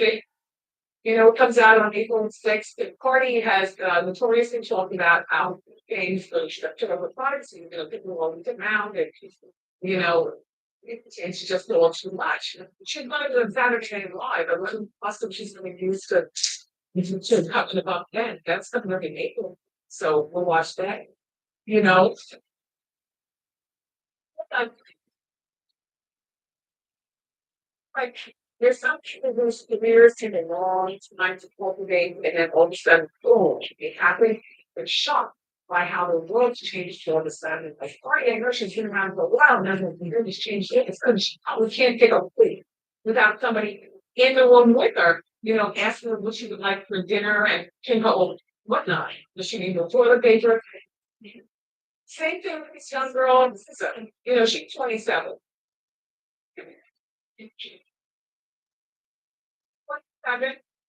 She comes from a lovely two-parent household in Maplewood, New Jersey. Her dad, some sort of man behind the scenes at CNN. I don't know whether he worked the cameras or put the MainStream, was an executive or what. But dad worked on a month with us. My sister is 27 years old from New Jersey, and she said that she's going to retire after she uses her second album. Well, her first album was done really well. Was it when putting it in? And she says it was. And now look, just known her for her music. But you know what you just look. I'm gonna tell you, if she didn't like the hair, I would take her back. Like if you switch, she looks like our friend who was on TV last night. Um Tiana Taylor. You know what I mean? Like I saw her rolling around on a credit card or something like girl. She's got like 3 characteristics going on at one time, but it's all the big hair. She makes me like, oh, this is no, that's the music. But look, it's that game about being famous now that her world is so much smaller, so fast, and she's miserable. She feels like she's in a cage. It's from the hidden no one cares. You between said you back to good for you place you in another. There should be, she's too ill from the teens of complaining. I know that there are a lot of people who only know who said it was, because it was without even know, right? Recently. And now she says that, she had people around her all the time, and she likes to hang out with her old friends from making the new traffic, old girlfriends, and just go on and be regular. I guess you can go to the mall, go for a drive through and have her girlfriends go back home and join her in LA for a photo shoot, maybe physically doing business friends would be there. But for regular for nothing. She likes the business side says like your neighborhood people need to stay in neighborhood. When you get a chance in 2022, you will have a chance to hang out with them. Or maybe there's a vacation that you can take with them in 2019.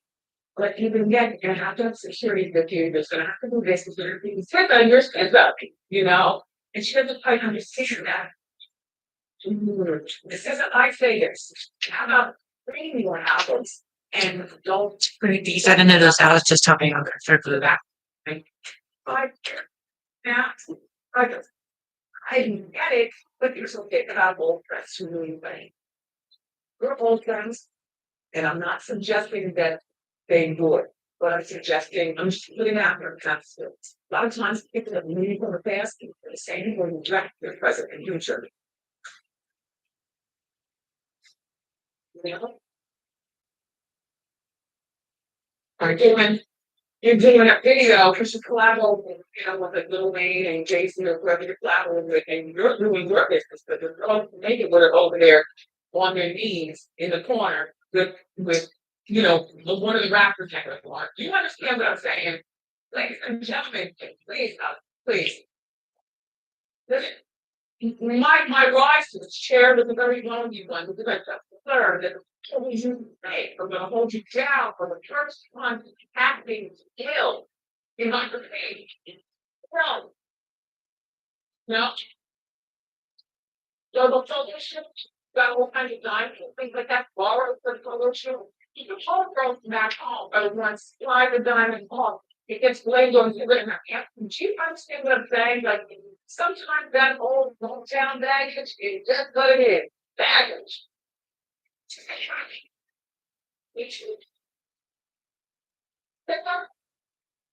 It's not they came up for this. I don't know what to say other than stop talking about how you don't like it, but you can look at it. Which sure enough, good luck, sister. Sure.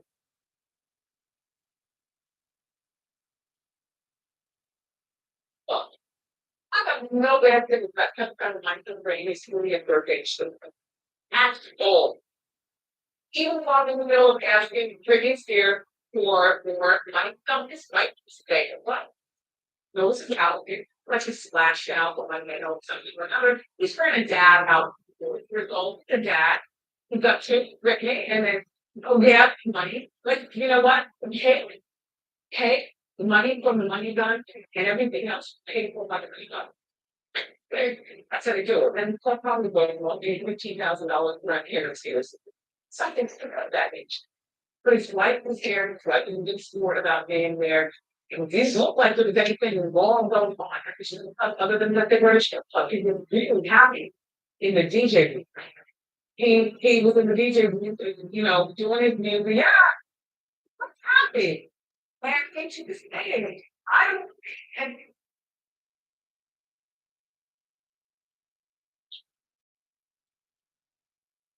oh no, no, no, no, no, no. Is everything okay? I'm sick. It's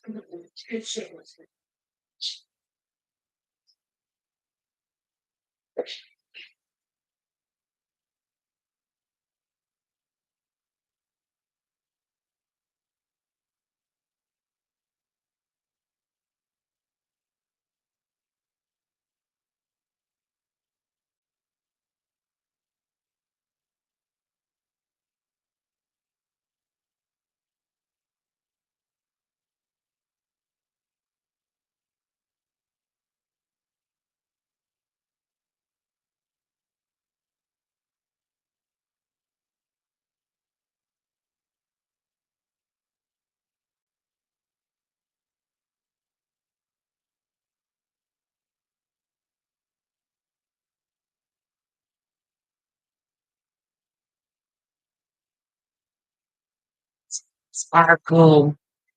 That's all.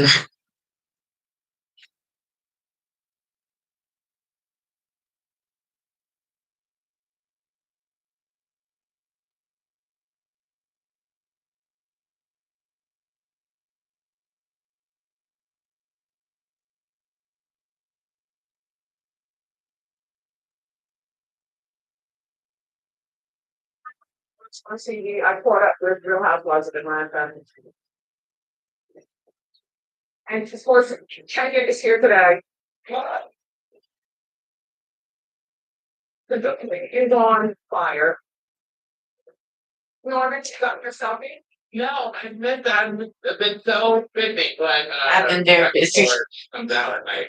Yeah. I'll be okay. Yeah. I don't let anyone know there's a no selfie policy. Right. Not today. Anyhow, example would start with the first night. I forget all about the show because I was listening to other stuff and I watched it. And I saw for a moment, okay, so the judges are really annoyed at Sean Spicer. Now you remember he was one of the first people to quit President Trump's cabinet. He was the secretary secretary, press secretary. So last night, Sean was in the bottom two, despite having the lowest score. They dressed him up as Popeye. Look, he just stands there. I don't even know his partner's name, but all I know is that he's really not dancing bad. I thought, look at that. That right there. Like if you are not coordinating with your partner, somebody is going to break a neck. Like her. Yeah. So yeah. So Carrie Ananawa, she talked about exactly what she does about the Spicer guy not leading the dance, but he's here. Now the president tweets every Monday the dancing stars saying vote for Sean Spicer. And so, for a lot of people, the president says that's what you do. And that's why he's still there. It's a competition of popularity, not so much about how to date. So here he is still there. There are only 7 dancers left. And if I think one of the dancers was like working my tail off, I would be pissed that he's still there. What I love from the game is when the president tweets, which is other thing, you have a president involved in dancing with the stars. So here Carrie Ann, here's what she said. Take a look. Disappointing to see people go home like this week after week, and Sean is staying in. But it's always been a partnership between the judges and the people. That is what Dance with the Stars said. Hey, get too bad. But yeah, I'm a little frustrated. I'm a lot frustrated. There are people who are working their butts off, and we've got somebody complaining in the past season about not the best dancer winning. And so these people that are voting just to spite us for whatever reason they're having in their heart, listen, I respect you, but how about having a little respect for the people who are working their butts off dancing? This is a dancing competition. It's nothing else. It's supposed to be about the best dancer. I mean, it is, but what does that get you? It's not really about the best dancer. It's about who's most entertaining to watch dance. And part of me feels like because it's not a culture to be in there, like please somebody vote me off on one hand. Please be stubborn child and just go back home to my family. But Sean admits that he's the worst dancer. The question is, will he drop out? Well, take a look. Is there a point in this competition if the fans keep voting you through where you look around and you say, hey, I can see my scores. I might not deserve to be here in the finals. I'm going to step out. Yeah. I've thought of that sometimes, but it's disrespectful to the people who are doing it. Because at the end of the day, I look at the other cast members. I know how great they are. I know how hard they work, and I feel bad. And that's why it's so mixed emotionally these days, because you care about these people, you know how hard they work. But at the end of the day, there's clearly a lot of people doing it. And it would be disrespectful to say, I'm going to walk away from you. They've taken time out of their day to vote for me. So, Oh, I mean, I get it. I get it. I was distracted by his lovely personality. I understand. ET now has a blue doctor. Really? Well, you had it first. That's all I have. Just. And I'll give you a little history. That DJ who I had heard of went to the country music DJ, he was Bob Gold. And he won. And he was not the best dancer. But when we get to certain communities, like country people, you all are dyed in the wool, like we support each other, like Jolie Fritz, I love that country music, the country people, the country music awards, blah, blah, blah. Like, you don't have to dress up. You can come in whatever you want. Nobody's criticizing you. You eat what you want. I still don't know who Bobby Bones is. I'm not the country music girl, but so it's where did this guy ends up really dancing? She said, who's her name? You want stuff like that. No, I didn't this you do. I like it little. I watch the Walmart channel. My time and plant that. And you plant Temptation Island. Temptation Island. Love Temptation Island. Who don't do it? I think either Dawson did Vanderbeek. Oh, I like him. Or Kel from Tina and Kel. Oh, yeah, nice. Okay. There's Cal. And I like James Vanderbeek. I think he was right this out of baby or something. I think she's pregnant again. Again, but they got like 10 kids, and he's so happy with his life. You know what? Just and what's good.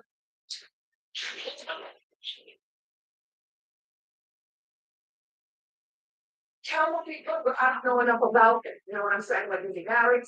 What's his backstory? I know Vanderbeek because he's been on the show. Plus, you know, or he's please God. Okay, this every time I get start working things to put the question anywhere for breathing situation. I'm gonna tell you this the best I can.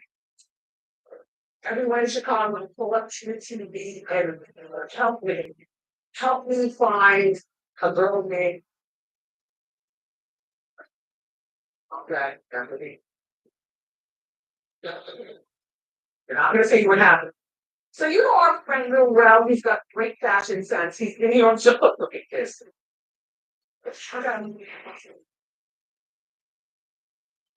He's a comedian, he makes us laugh, you know, he's minding his own business and he runs into from Chicago. I don't know whether it was a one night stand or whether they were all like in a boyfriend girlfriend relationship. All I'm saying is they got a 2-year-old son together. Look around, look up at this woman.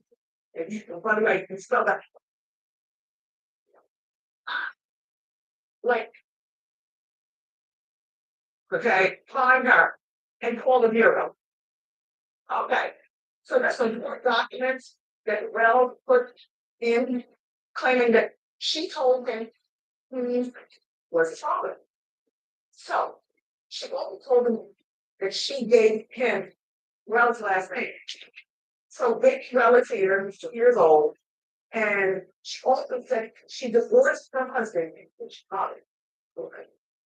So be with Rel to have their baby, and that's his was. Well, it turns out Chicago never were divorced from her husband. She lied to Rel. According to court documents, allegedly. She turns out, she told her that he was the baby's father, Brett. Okay. She put her husband's name though on the birth certificate, not Brett's. Okay, we can put. I mean, so after 2 years of having this baby and him telling jokes and being funny and stuff, how did he find out about the boy and all this scamosity going on? So he's happy, he sees the mom and he posts a picture of the boy. And then someone thinks, oh, the boy is cute. It's really cute. Like all chubby and stuff. And all brown and round. Looks just like Ralph, right? Well, here goes Ralph being a happy father posting the picture. A stranger reached out to him, sent his DM and said, that's his child. That's his husband's child. I guess as well. It was well, quiet. And then exactly to that, the children's training test. Well, it's with that. You are the father. I was the father, but now one full custody. Like, this woman is out of her mind, and I want full custody. It's like an open and shut case. The information around the baby, the husband needs to divorce. Dr. Severs was well known in Southwest Florida thanks to numerous articles about her practice, where she specialized in hormone therapy. People have been healing themselves for centuries. And she had a YouTube channel where she spoke about her brand of alternative medicine. We really want to get something that's going to help turn down the immune system. Teresa was at a family gathering in Connecticut with her husband Mark and their 2 daughters. One Sunday night, she returned home alone. Patients in the morning. These images of her pulling her luggage at the airport are the last known of her alone. It's a wonderful person. Wonderful person. So giving. So did When Teresa didn't show up for work, Mark, who was also Teresa's business manager, exchanges text messages with Teresa's nurse, Sandra Hoskins. I am checking with doctor as well. She's not answering her phone for me either. I said, Mark, do you want me to go to your house? And I got one word, no. Mark then asked another colleague of Teresa's to go by the house. Walked in on a murder scene so bloody it defies comparison. 911, what is your emergency? I'm here for help. You gotta know. Gotta keep there. The second point. Because you get on the floor.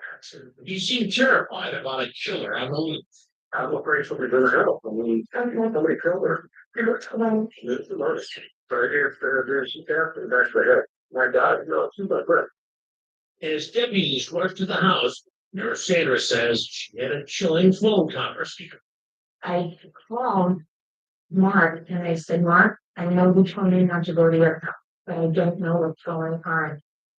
And his words were, do not tell anyone the doctor is dead. The toy looked like it was chewed over. Detectives found a crowbar in the grass. On the bloody tile floor in the kitchen, they saw Teresa's wallet, missing her credit cards. And right there, the murder weapon, the hammer caked with blood and clumps of hair. I'm like you, like everybody else. I always want a bad person, a quick killer, to be in custody as quickly as possible. Teresa's mother-in-law, Bonnie Sievers, carefully tells the detective she was at the house the day before. She claims Mark told her not to set the alarm so the dogs couldn't set off the motion detector. It's not puzzled to Many began to wonder, was Teresa's killing linked to the mysterious deaths of two other holistic doctors? Jeff Bradstreet and Bruce Hednall died just weeks before Teresa. Some online conspiracy bloggers theorized it could be because all three doctors wanted natural cures instead of pushing pharmaceuticals. But in Teresa's case, Lee County, Florida Sheriff Mike Scott says detectives had a different theory. I believe everything we have thus far is a lie. That lends me to some comfort saying it is not arbitrary. But soon the investigation turns into something no one imagined. Though Mark has an alibi being 1,400 miles away in Connecticut, investigators begin to notice strange behavior. Here, he's seen running away from our Fort Myers affiliate WCVN, trying to learn more about his wife's brutal death. He left his wife's office so fast, trash bags were still hanging out of his car window. It's not the first time Mark acted odd. Sandra says at Teresa's funeral, Mark was cool to her, even though they've been friends for years. And the real and the body language and this character didn't fall into place with the new life. As Mark was still cleaning out at the family home, detectives soon uncovered some dirty law. Sure, that be actually. Teresa's business partner, Linda Spiska, told cops Teresa struggled with addiction and with her sexuality. What focal commercial issue with their which she had sexual orientation. Detectives say Mark told them he and Teresa experimented with other partners in the square lifestyle. Mark reportedly claimed Teresa fantasized about his best friend, Curtis Wayne White. He and Mark even looked alike. Dr. Teresa Sievers and her husband Mark seemed to live a storybook life at their beautiful house in Bonita Springs, Florida. But the fairy tale was fractured forever when Teresa was bludgeoned to death with a hammer in her own home. The detectives soon found this was no widespread conspiracy to murder holistic doctors. This was closer to home. We had to connect a lot of dots, cross a lot of things, and we got. Detectives say they found those connecting dots in Mark's phone. They say a series of phone calls to a disposable order phone led them to a double-wide trailer 1,100 miles away in the Missouri Ozark, and another man named Curtis Wayne White. Curtis and Mark look eerily alike. We are conducting a video on the interior of the residence. They soon learned Curtis Wright might hold some intimate clues in the bludgeoning murder of Teresa. Mark reportedly claimed he and Teresa were into a wild swinger lifestyle, and Curtis was Teresa's sexual fantasy. Now cops are asking, did her alleged fantasy come to her house for a secret rendezvous or return? Outside the trailer, a silver Hyundai rental car leads to the first damning clue in a long list that will split the investigation wide open. Inside the car, a GPS device reveals a bombshell. Teresa's home address in Bonita Spring. And even more, the GPS is registered to an email address with a different man's name, Jimmy Rogers. The investigators head straight to Jimmy's girlfriend Taylor, who seems to know a lot.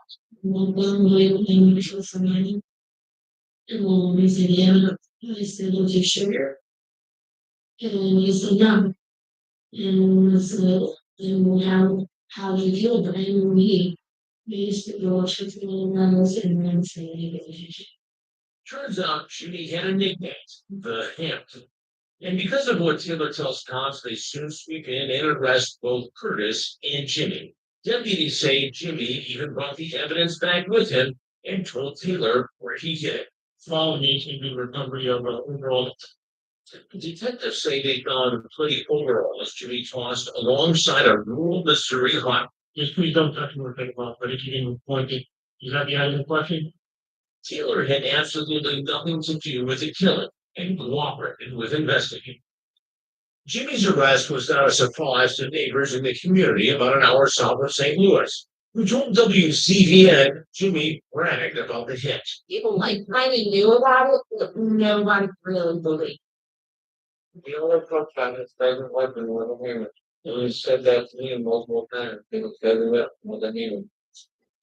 So why would White and Rogers drive some 1,100 miles from Missouri to Florida to allegedly bludgeon Teresa's death? It's a shock. The sheriff says they were hitmen in a devious murder for hire, but who would employ two killers to kill Teresa? Cops say it was her very own husband, Mark Sears. I'm not so sure it's not blood and I think might be ice. This exclusive video shot by WCBN shows the actual arrest of Mark Sears. Deputies took his two daughters out of the home first. Anything you'd like to say? So much in cops believe could be the motive. Prosecutors say Teresa and Mark had troubles in the bedroom and with the checkbook. There was an IRS lien on the house for nearly $33,000. Mark Sears is present before the court. But aside from money problems, Mark allegedly had different dollar signs in his odds. $4.4 million. That's the amount of life insurance he held on Teresa. And prosecutors say Mark wanted to cash in, promising to pay the alleged hitman once, he said.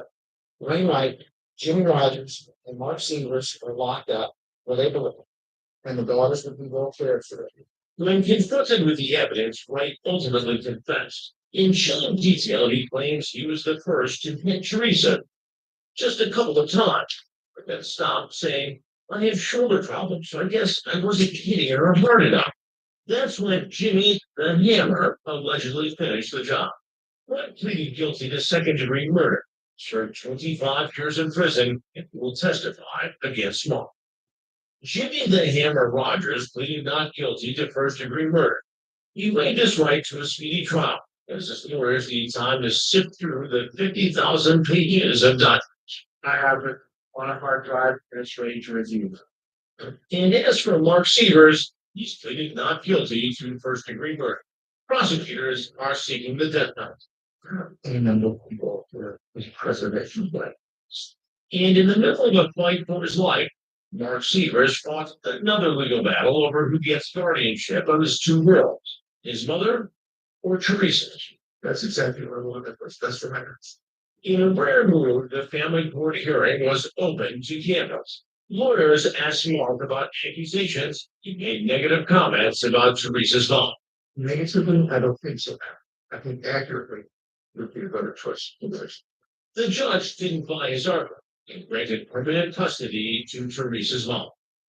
These kids celebrated their first Christmas a couple of months ago, Robert and Malden, and now that I was off and shot his son's with jail. Where the long shit? Now, the little girls have lost both their parents, their mother, an assassin's hand, and their father would be executed if he's convicted.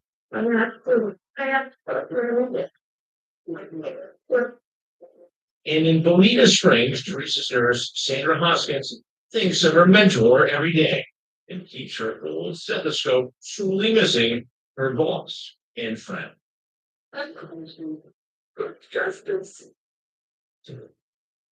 Mark Seaver's family maintains he's innocent, betrayed by his best friend. Reporter Jeff Buchanan from our affiliate WCPN ABC7 is with us now. First off, Jeff, I know cops have been called to the Seaver's home several times since Mark was arrested. They have, Chris, and that's kind of been precise sideshow to all of this. There were two reports of raiding at Seaver's house over the last couple of months. And then in July of this year, the guy got pulled over by law enforcement, and it said he had done some work on Seaver's pool. Law enforcement sees a box that he's got with Mark Seaver's name on it. They know the name from all of the news stories. They look inside the box and they say, you know, your equipment, tools, and sporting gear, sex toys. And this guy ended up getting arrested for that. Although, at least publicly, there's been no indication this was anything more than a guy who had access to the house. He took some.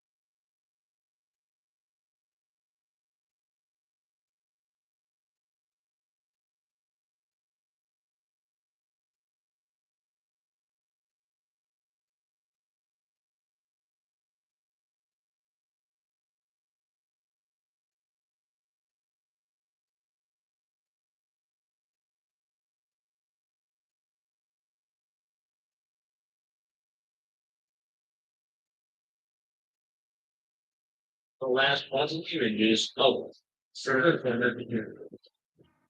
I'm dark night, a darker river. She said, you don't know, tragedy and jumps up in the boat. But what really happened? Now, If Kristen jumped on the boat, she would have made it. Perpetina, with the basket by the weapon. Crystal Piper could have been the Sunshine State's portrait. Kristen's very deep. She lit up the room. You're just blonde hair, you smile, and a personality that's shown as brightly as the Florida sun. She was my role model. I always looked up to her. And growing up near Daytona Beach, Crystal loved the water. Went down the water, rode jet skis. She always wanted to swim down to the water. Crystal had one son, worked at her family's touring business. The new man in her life was Thomas Springs, owner of a tree trimming service. Thomas wasn't supposed to do it with the guy, but he was very articulate. He had his own business. He had a house, stable house, and I genuinely thought it was a good job. 20-year-old Crystal eventually moved in with 42-year-old Thomas. And her son would often stay over. He wouldn't seem like the right guy for it, but I believe he's took the care of her and he was happy. She was happy until one night she wasn't. She called me and asked us to come pick her up because he was beating on him. After the frenzy call, Crystal's dad, mother, and younger brother rushed to her aid. But Freddie saw sent him to a raid. I saw blood dripping down the sideways. I attacked him on the ground and I got on the top and we started punching him. I said, you have it later. And then my sister, again, it's going to be clear. And I thought that was the end of it. They all thought that was the end of it, but it wasn't. It would be a horrible precursor of what was to come. 8 months later, the hot August day, by all accounts, was in the that night. Thomas planned to take Crystal out on his boat on the Halifax River, a boat he bought from Crystal's ex-husband. Boat he knew had mechanical problem. They put in the boat, got a full ownership on the Crystal Water for a ride somewhere around 17. They were both turned Crystal. And almost as soon as they started out, the engine shut down. Reportedly, that's when the arguments began. Eventually, Thomas got the boat running. We arranged a nearby restaurant for dinner. When they first went by, patrons of the restaurant described that there had been a heated conversation between the two of them on the boat, lasted for 10 to 15 minutes. No one could hear exactly what was being said, but by volume in which could tell were going back and forth for the same line. Thomas and Crystal went inside and argued. Then the meeting became a bit friendlier. Somewhere during the course of the meeting, they became an overly place. Their affection was annoying other customers. At some point, Mr. Krenz tried to get the wait staff to either talk or kiss Krista. Management asked them to leave. When back on the boat, one of the restaurant patrons took this cell phone video of them sensing things with a couple for a drive. These would be the last images of Crystal Piper. Says the found on the stop. We were lucky on start. Then Thomas got the boat started. Oh, there goes. Here we go. And as they pulled away into the dark, really?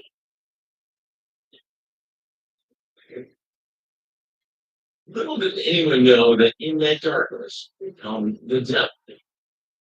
10 minutes later, again, the boat's engine overheats and shuts down. The couple's fighting picks back up. Strangely, Crystal jumps off the boat. She's distraught. She's upset. He's aggressive. He's yelling from the boat. He's yelling at her. By chance, a flounder fisherman sees Crystal and tries to help, offering her a ride to the shore. But Crystal says no. The flounder fisherman tells his friends, I'm only going to let that help over to preserve the nice and stop yelling. Thomas agrees and Crystal climbs back on board. Which all heading north. But soon the engine overheats it again. Timbers flare. This is a dangerous level. I think the time will want you for this game. Okay, I'm on a sailboat out off of South Dakota, and a boat just floated by me, and a girl jumped out of it and swam over and called my name and said people been beating on her. Oddly, there were at least 2 guys on the other boat. Okay, I don't know. Wait a minute, a boat is coming to just get to the boat. You want to know if these people or not? Okay. Guys, you're not really the place. Can't go with me. Okay, I heard. She told me that it'd be her in face and stuff. I don't know. I guess she was done down there. But you guys are her yelling and screaming. Well, look, I got a little handicap daughter on board here with me. You doing this kind of her? She said it's her boyfriend. She's not following you, is he? No, he's just come on, come on. Hold on. She never jumped in the water. I mean, don't have to use both okay. Coming back over to the boat and she's afraid to hurt my daughter. The car was James Wagner, and this boat we only hold 2 people. So taking Crystal to shore would be leaving his daughter alone on the boat. So Crystal makes the decision and says to Mr. Wagner, I'll hurt your daughter if we'll go together. And Crystal that's just her side comes back. She's right back and she goes. And that's her. Yeah, he's screaming with him. They're drifting north. He said she just punched her on the head and then he hurt her hand. She knocked the boat. Is she back on the boat or she's not on the boat? They got all their lights out now. Can you hear them yelling?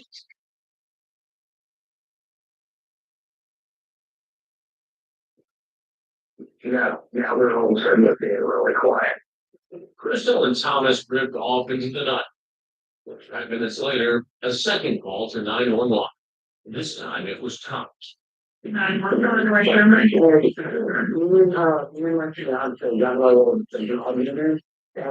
she just continued to my door and jumped off the door. And I just want to make sure she's okay.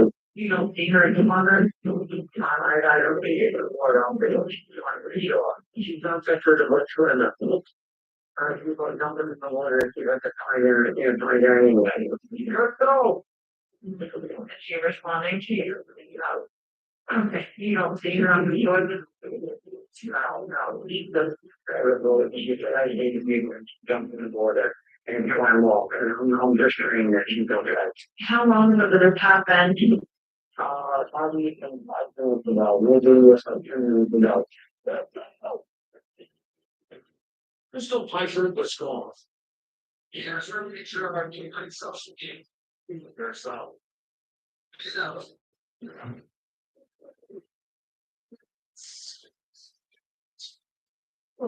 you sit to my ears.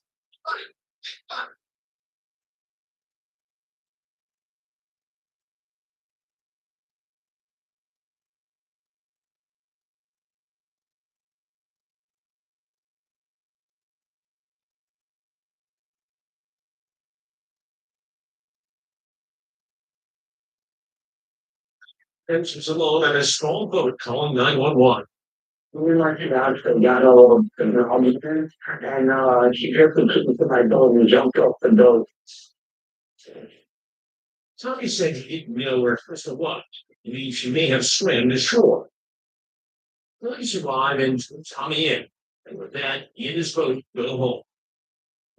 Early the next morning, 2 miles away, a local fisherman makes a gruesome discovery. 911, where the emergency? There's a body floating out off of the dock here. We just came up on it when we were fishing. The body was floating face down, naked from the waist up. The caller believed it was a man. So it's definitely a person. Their face down, definitely. He's definitely underwater. I see his back and his jeans. He's got no shirt on. It looks like he's got bruises on his shoulders and stuff. Pretty hard. Morning fishing, if you come up on a pot, sure. It wasn't a man. It turned out to be Crystal Piper. She had been beaten and strangled to death. As Crystal's mom, Lori, was just starting her day, she had no idea what had transpired. She didn't even know Crystal was missing. That is, until her phone rang. Around 8 o'clock, Tommy called me. Said, Mom, Crystal and I went out on the boat. When she jumped off the boat, and I can't find her. Like there was nothing. I hung up immediately to go find her. Crystal's father, Fred, called Tommy back. He says, Crystal got mad at the boat when the boat jumped in and slammed ashore. And I said to Tommy, I said, that doesn't make sense. He said, I know, I don't understand it. I said, why would you call? Because I don't know if I should have. I said, did you go looking? And he says, well, I looked when I drove home and looked up the road to see she was lost. While Crystal's family is out looking for her, Detective Mike Walsh of the Port Orange Police Department arrives at the scene. There, he's briefed on the argument between Tommy and Crystal the night before and the 911 call. I stayed the other dock here, where they saw the flat rescue boat was. Christmas body was in the water adjacent to the boat. I didn't between, so everything was on the back, some of those contusions, some lacerations. Before I think of the need to do is about lower down. Lori went to the police department and learned about the body in the river. She rushed to the scene, although cops wouldn't disclose the victim's identity. She had all the confirmation she needed. And I was ago. And at that time, I think of the story. I would have been devastated. Unbelievably, the family were the only ones at the scene that morning. Tommy was too. Tommy and I had to where the body was found when he had to like get go through and just put the cat in. Armed with the 911 calls from the night before and the positive ID of Crystal, detectives had a suspect list with only one name, At that point, Mr. Prince was on the focus of Thomas Prince agreed to go to the station for questioning. And as he sat by himself waiting for detectives, he checked his arms again and talked to Chris. When the interrogation began, Thomas repeated the same story to Detective Wallace and Witcher. The broken down boat caused the couple to fight off and on all night. Eventually, Crystal jumped overboard. I'll do that before it got there. We're trying to come down the pick and take it out of the bar. Then I spoke to the folks in the small to try to take because I was doing this before and he's my sleep and such in the pretty wall. And I'm sitting there, we're taking me, are you forgive me? The needles from all over the wall was there, and then I'll get forget. I thought you were sweating. Again, I didn't hear nothing. And that's why I went about that thing, 10 minutes, that ball, or that ball. I wouldn't let him, that's what they reckon. Actually, yeah, what? No, I told that, I told that he never wrote and said, okay, oh, Lord, you might not know that. That's what you're doing, you're ready for. Yeah, I'm not right there. Yeah, pictures.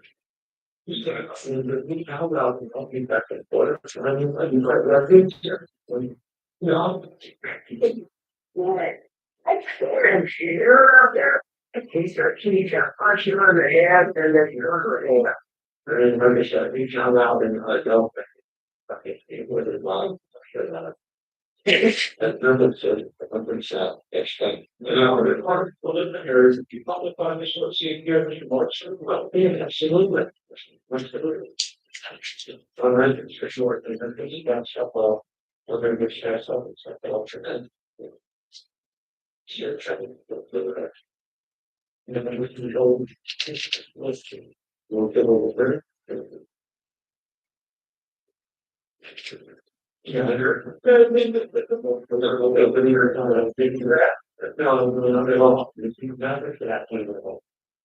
detectives took photos of the marks on Thomas's body and stepped out.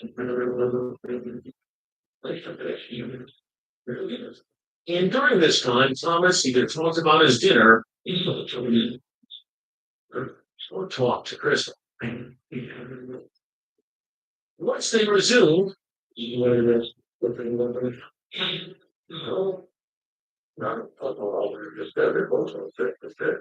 towels and the phone. We have your phone for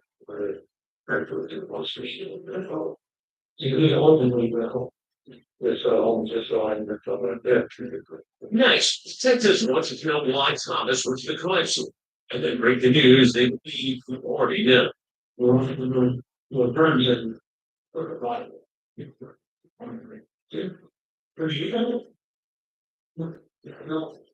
all of these trainers, I'm lining up that with the body, so that's the best stuff.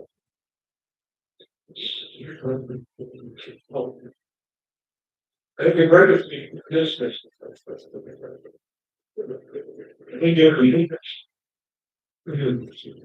And there was more. It was time to tighten the screw. Very little more that happened in both the skin and she has to not go. Look one. Where they enter.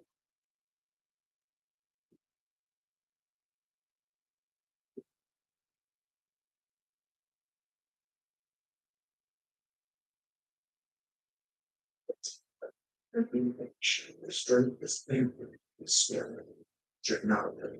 You know, it's all body. There you go,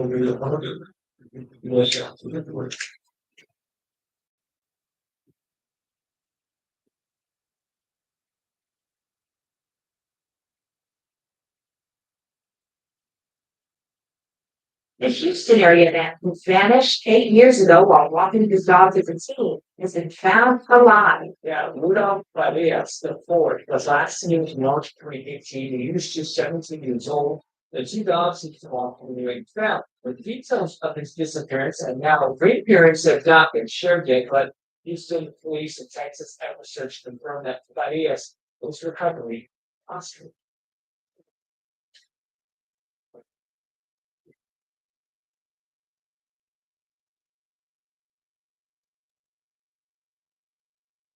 We now turn to the aftermath of the historic week of decisions by the U.S. Supreme Court, in striking down affirmative action in college admissions and halting the president's plan to forgive student debt.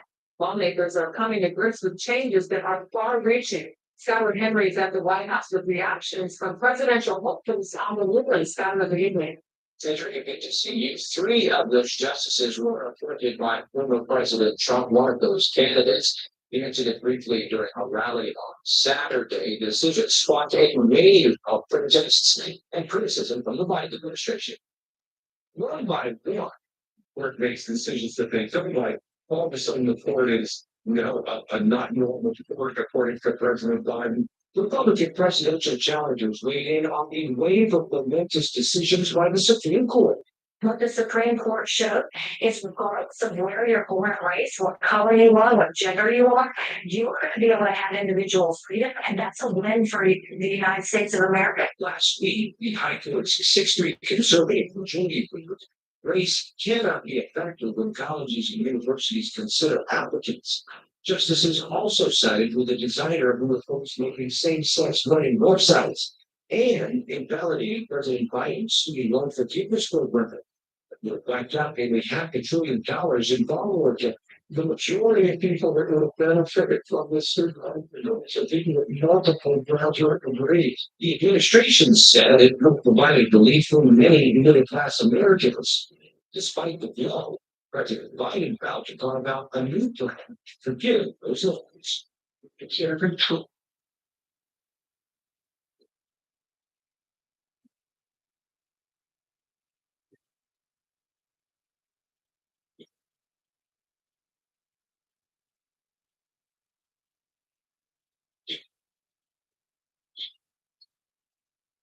Several weeks of the 46 years old, already people in the United States.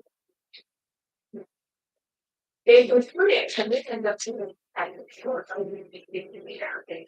The speech practice here now with show something. This is like I think it's not like we're running this screen for you if you know that the designer is not required to website some great things like writing the business objectives. Justice Neil Gorsuch argued that in the other way, and told governments enforce furthering Muslim Israel for the silence. Fascinating. They the previous Glamourous to self-information celebrated in Banco de Deal. And they could require a gay website with websites advocating against the system. Is there any merit to that? No, there isn't, and I think it's very clear that there's no evidence that that designer was ever even built by anyone asking for a website for a CSS. Matter of fact, it appears that this web designer really connects into the wedding business for the purpose of devoting a celebration. And in that sense, I think there's something in common between this and what we're seeing happening in state legislatures across the country, which is kind of a solution written for a problem. In other words, sending these kinds of things to the courts and sending these kinds of things to state legislatures for the clear purpose of chipping away at the equality of the rights that have so many the ultimate plus beauty. And when they're doing that, it's at the expense of so many elderly that Americans are saying they were raised in school. And it's economic issues that President Biden was decided on the place addressed. How we unemployment so low, how we between lower rate. The fact that this was really a situation they had never had to work with in the first place. Tells them everything you need to know about the city area. Use evidence and effective. You want to see it, but it's all that. But it's we're just trying to hold out their lives by businesses and by them. Mr. Secretary Ron DeSantis was campaigning through the Rubio, the candidate President Trump for this past support for LGBT to Americans. It's how DeSantis' own record of restricting for rights, either legalization part of that addiction.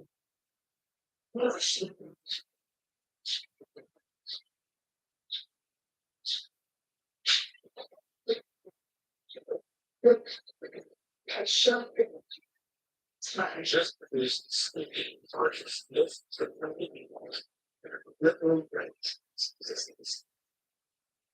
Yeah.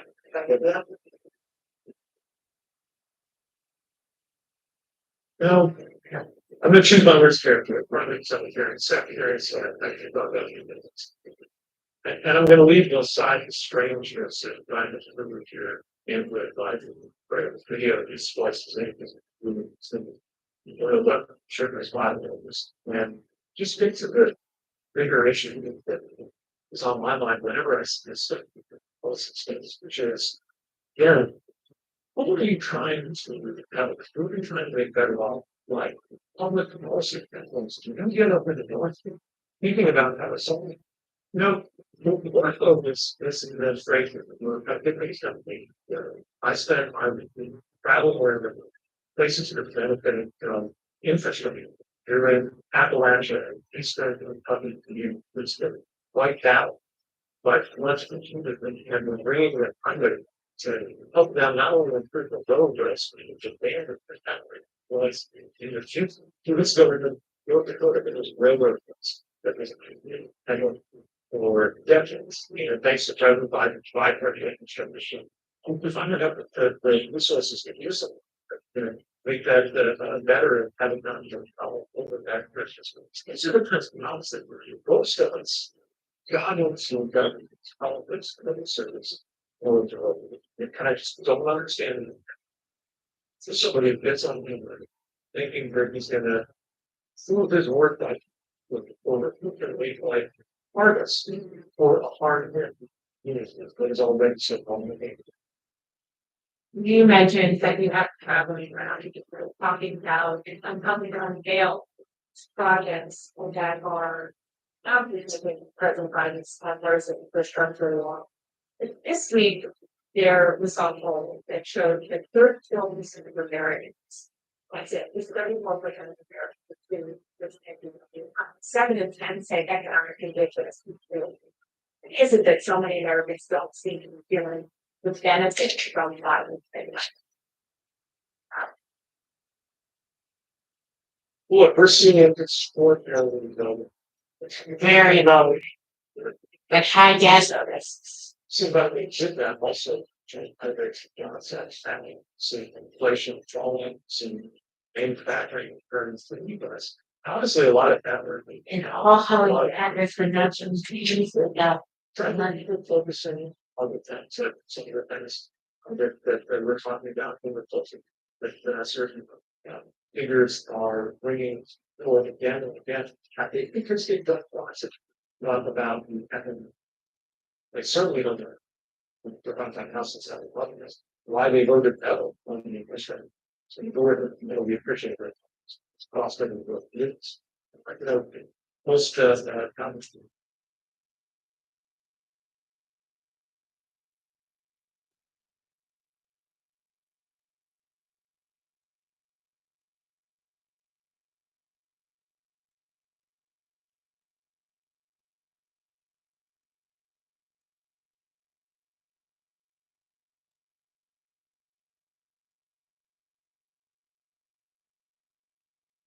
I've said don't want why they said no to $35 in the past.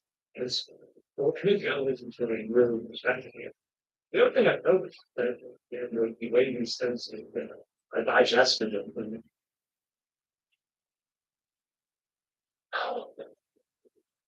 welcome to Packet. Thank you for coming. Thank you very much. More chunks of inside so they was good the entire time he was on stage. Speaking to the crowd, some in the crowd yelled traitor. Thank you all for coming. Thank you very, very much. And they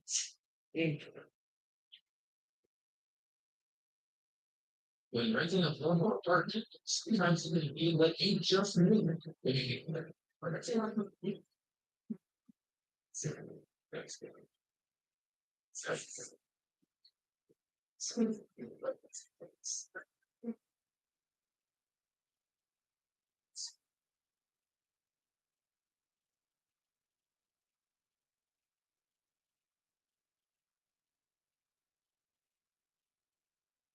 Now in 2 hours and 35 minutes, my niece was in flash. Okay.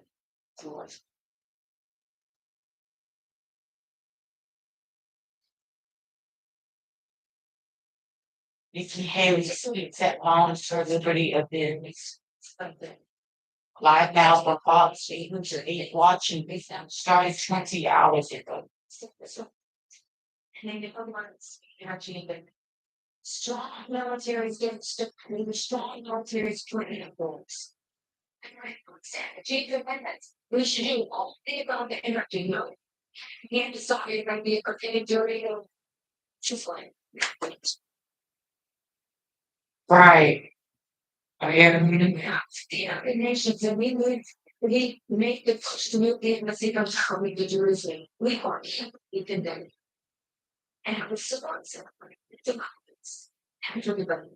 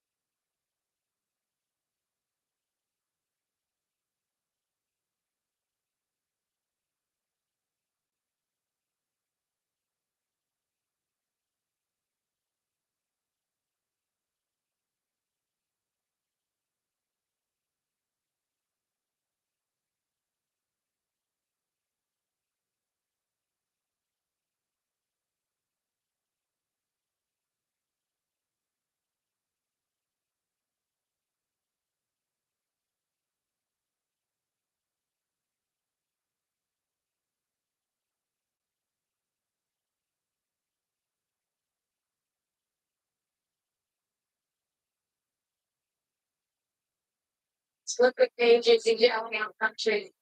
And I care I'm not saying that you can coordinate based on a percentage for you. But there should be one of the things we look at. So, trying to find friends, paying off benefits.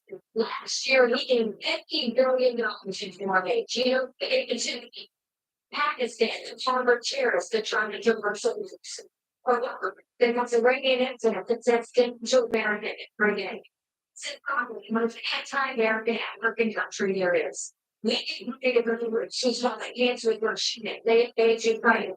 And it's we didn't see communist Cuba for American and states sponsor terrorism. Was putting up a spies in Cuba against these people China. And the one that makes me sick to my stomach, he didn't agree with China. How we should be when I president, we don't give money to countries that hate America.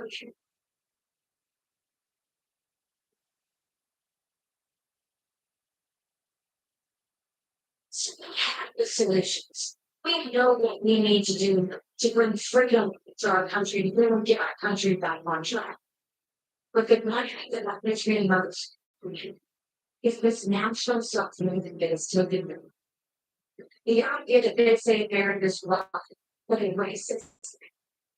I was elected the first week that a minority government in this country. Parent is not racist with penis.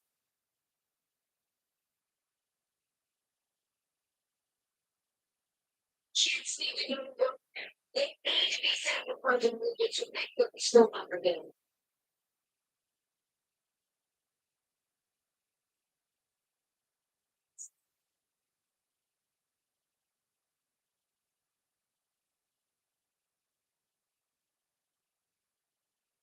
When 230 surgeries, make up the shooting with tiny friends.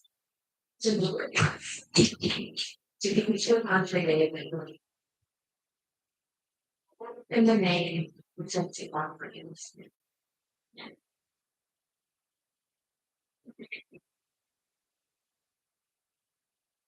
Their women will sacrifice their lives and make their families for you. Because what people live in the sixth is America.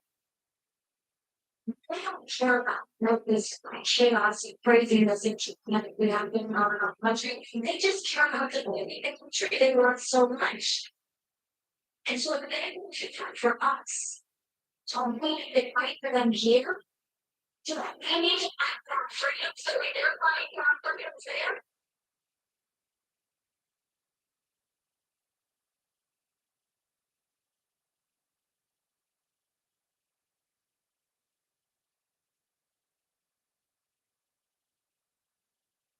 Listen,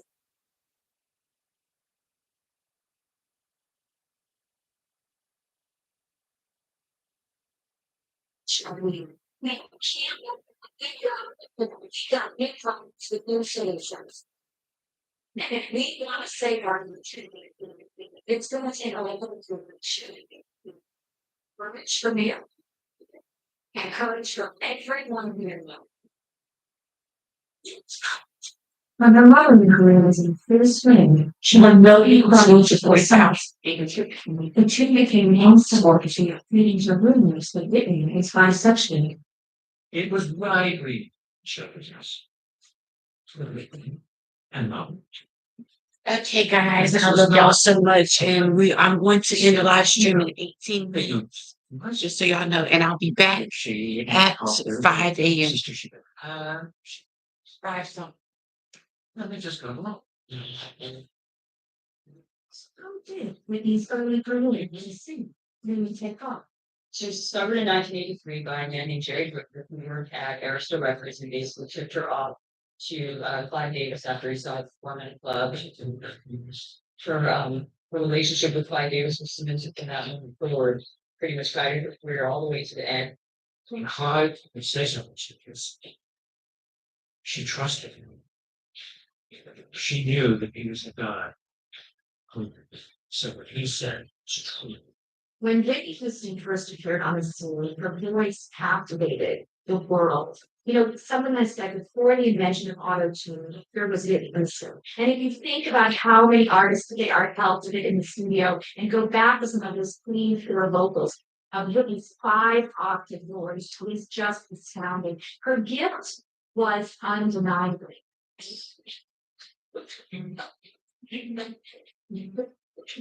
Her first album, Whitney Houston, was released in February 1985 to huge critical acclaim, with Rolling Stone calling her one of the most exciting voices in years.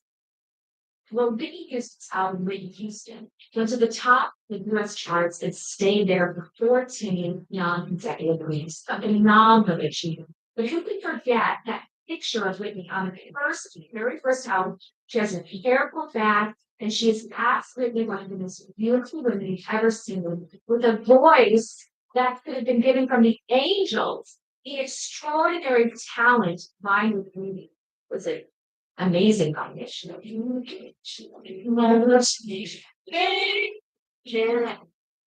The first single that came out by Whitney Houston on her self-titled debut album in 1985 was "Give Good Love."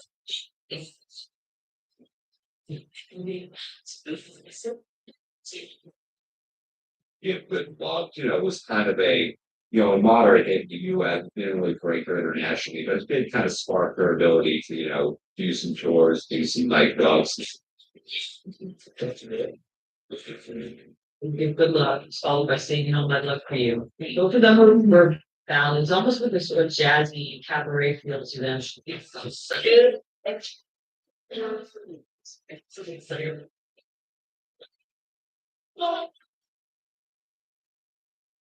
Shortly after Whitney's death, the news broke that the number one hit, Saving All My Love for You, had been written with Jolene Jackson in it. The words are said to have after a year-long affair that he had with Jolene when he was married to Hazel Borgia. Rumor has it that Michael Jackson did not approve of the affair. Hardly surprising, considering Jermaine's wife Hazel was the daughter of one of music's most powerful men, Barry Woods, creator of Tamla Motown Records.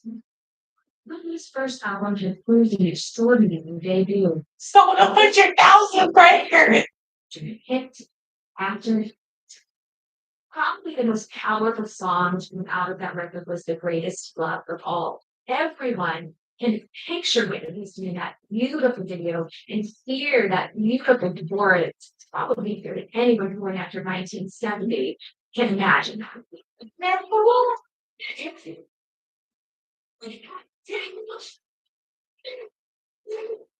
She even named her tour the Greatest Love Tour. It was such a defining song on that album. And for many, probably today, still their favorite Whitney Houston song. What's ironic is that, in The Greatest Love of All, she sings about learning to love yourself, which unfortunately is something that Whitney clearly never managed to do.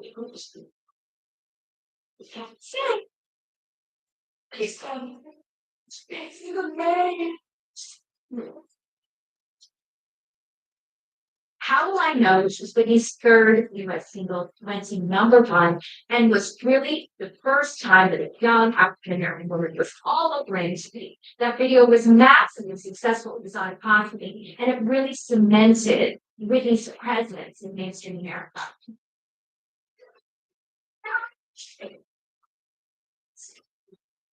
When I go back and listen to since I was how will I know, or I want to dance with somebody, I guess the Vision 85 dates for her was it's just about the voice. It isn't about those MTV gimmicks, dancers, and crazy outfits. This is a woman with an incredible voice, one of the best voices of all time, you could say. So let's just give her a mic and give her a ballad and just keep it simple.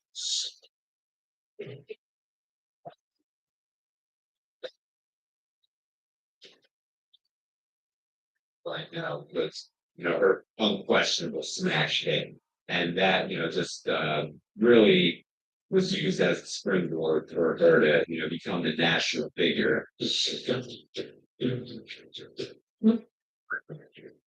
Artists that will use that double for that she was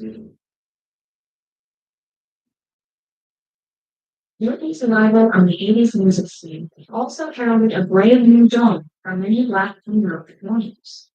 At the time, MTV was just kind of coming into its own. There was a lot of criticism that they wanted to get enough Latina and Black faces on the channel. I think people forget nowadays how many racial barriers Whitney Houston broke down. At her age and in her time, it wasn't a given that Black women could be as successful as it is now. I look at someone like Rihanna today. Rihanna would have never been Rihanna without Whitney Houston. Because think about it, Rihanna doesn't have a high school diploma.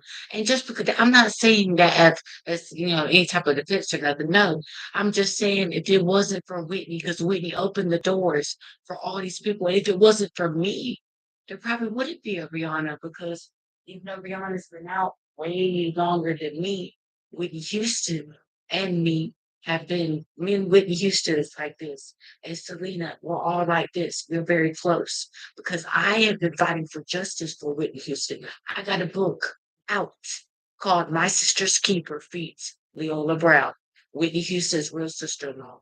It's about the cover-up murder of Whitney Houston and her daughter, Bobby Christina.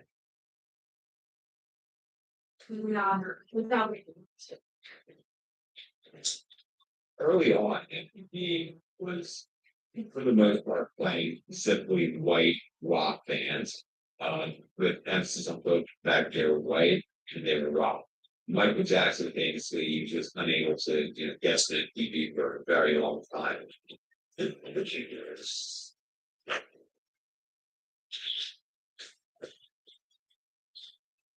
At the time her second album was released, single entitled Witness, expectations of the exciting new black single were high. His first single, Our Gangster Single, became a massive global hit, and Whitney became an international superstar. I think Whitney's song, I'm gonna dance with somebody, is probably even today from it's catchy too. I think everybody can hum that. Mostly everybody can hum that. It's a great song.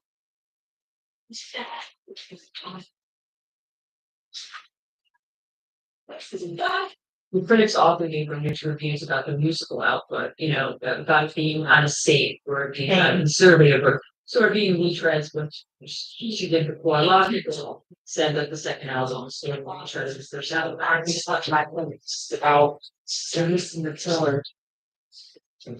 Okay. Well, what's the trick out? What's the end of the race? It's a really big title. This was a popular as opposed to so cool. It's hard to say, it's mainstream pop at the top of the chart, standing out like all around the world. Even now, I can picture that music video where she had that kind of big hair and all those bows in her hair and all those happy colors.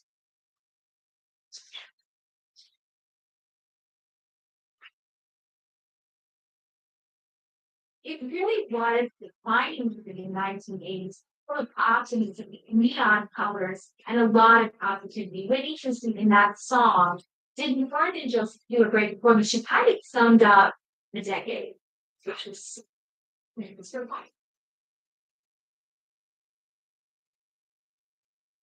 In 1988, Whitney was nominated for 3 Grammy Awards, including Album of the Year, and she won Best Female Pop Cultural Performance for I Want to Dance You So Much. By this stage, she was known for Love's Black Entertainers in the World, second only to Bill Cosby and Eddie Murphy. She was also a huge supporter of Nelson Mandela and anti-apartheid. During her modeling years, she had refused to work with any agencies doing business with apartheid South Africa. On June 11, 1988, she performed in London's Wembley Stadium to help celebrate her then imprisoned Mandela's 17th birthday. Over a billion viewers tuned in worldwide. She was now, quite simply, one of the biggest stars in the world.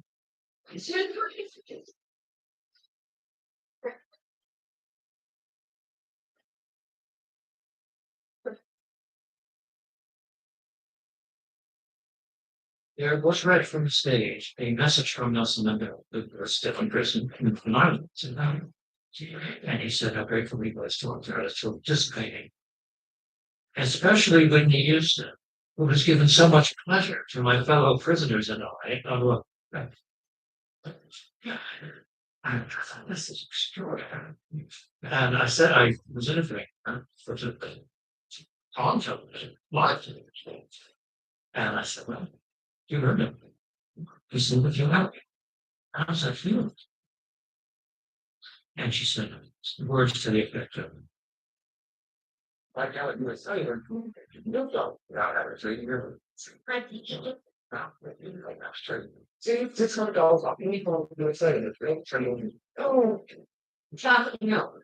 Well, then the chocolate milk. You're selling it bill for us. Tell us what you think about our new twist on saucer. No. But there's a liberty girl. Write that down, Jeremy. It's always wonderful that people in other countries take your music to their heart and you're appreciative of her. Oh my God, she doesn't get it. She's listening. She's a part of history. And yet, she's just thinking it in terms of, oh, isn't it nice that people are around her? So,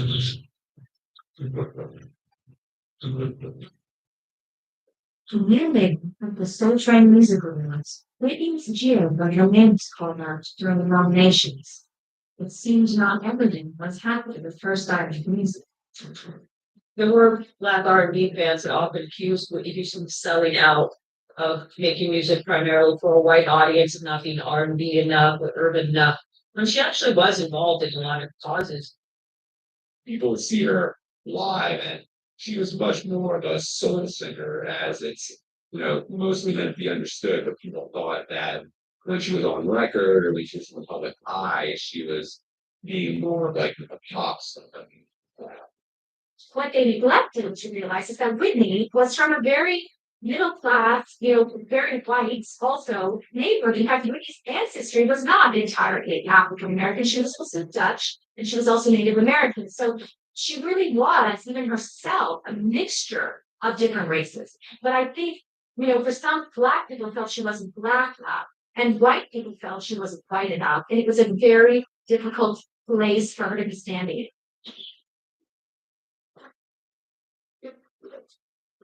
Just when she was at the peak of popularity, Whitney's personal life started to hit the heavens. She met R&B singer Bobby Brown in 1989, and they became lovers. When they started dating, a lot of people were shocked. They really thought they were like an odd couple. And also a lot of people thought Bobby Brown was corrupted, poor, sweet, innocent Whitney Houston. I don't think she was quite as sweet and innocent as maybe people thought. And maybe people had different speculations as to why she got with Bobby. One, maybe she was trying to rebel against her image by being like, okay, I'm going to go for the bad boy. Lots of us like bad boys. This was at a time when Bobby Brown was still a multi-platinum musician. He has had the album Bobby, which now has a lot of huge MTV hits. So it was essentially it was pop royalty. The moment I heard that's written was responding that. That's just not going. Here's where we go south. Her love life may have been going south, but Whitney's career continued to fly higher and higher with the release of her third album, I'm Your Baby Tonight.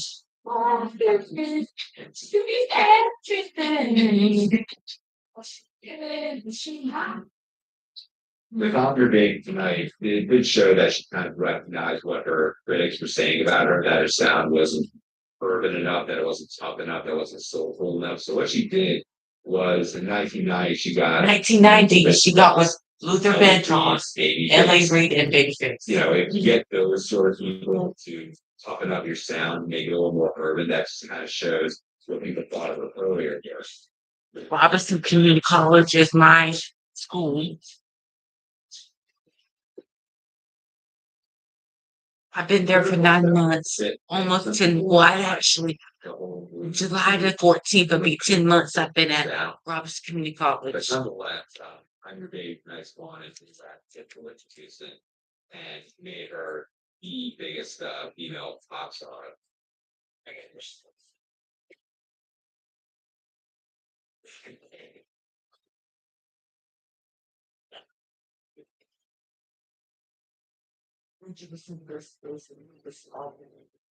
Thus, in 1991, Supergirl became the spellbinding names in throne.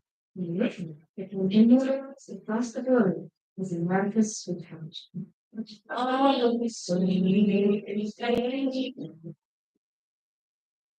When Whitney sang Star Spangled Banner in 1991 at the Super Bowl, this was and is now still one of the greatest moments in NFL history. At the time, America was in the Gulf War, when a lot of people had sons and daughters overseas. It was a time of great patriotism, and at the same time, anytime you're at war, there's a deep insecurity and fear. And Whitney got up dressed in this tracksuit in red, white, and blue, just the epitome of youth and beauty, and opened her mouth and sang. To this day, I cry every time I hear it. The most beautiful rendition of the Star Spangled Banner that has ever been done before or since.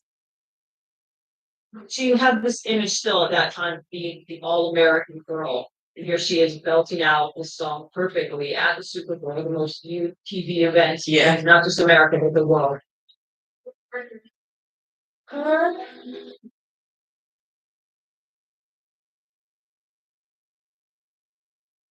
She's the only artist ever to have sung a national anthem and to have got it into the top 20. After 9/11, that almost became a second national anthem for the American people. This is a woman the American people took to their heart.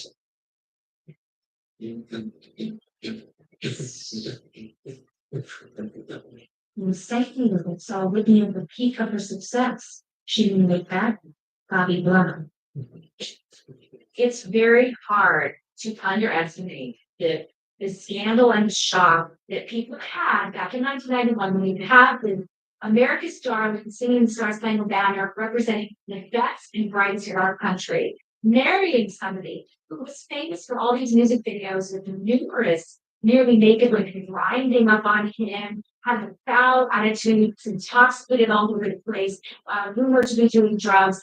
Really was kind of horrendous. It was like two opposites attracting. And nobody liked the fact that they felt Whitney was getting brought down. Her family by this guy who was in no way or a good influence. It's very that a star is actually going to be in love with another star. They're far more likely to follow because stars are people.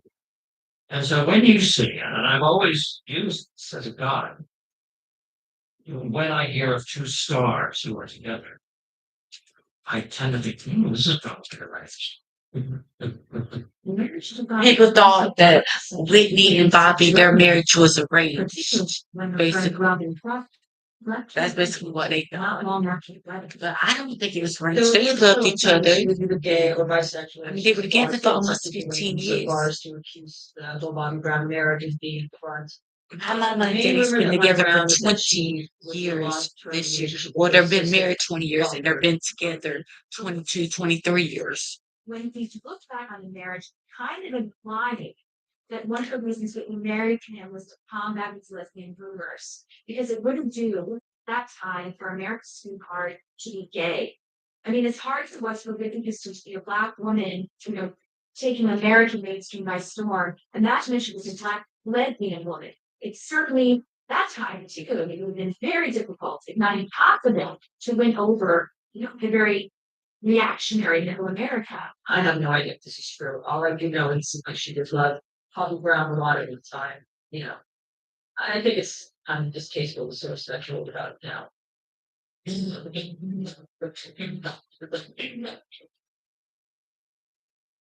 Look for me, y'all.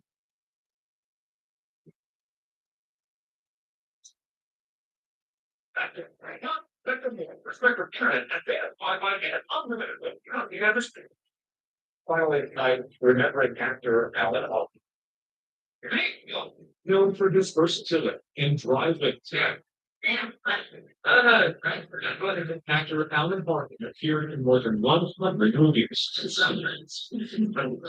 He played memorable roles, both comedy and drama, earning his first Oscar nomination for his debut film, the Cold War comedy The Russians Are Coming. He played a Russian submarine officer.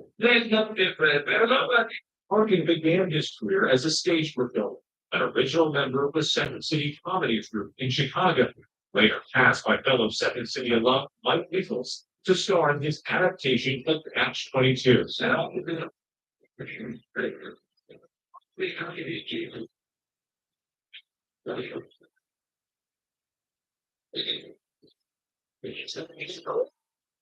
In Moon Ascension, he played a grandfather in a dysfunctional family. The most beautiful girl in the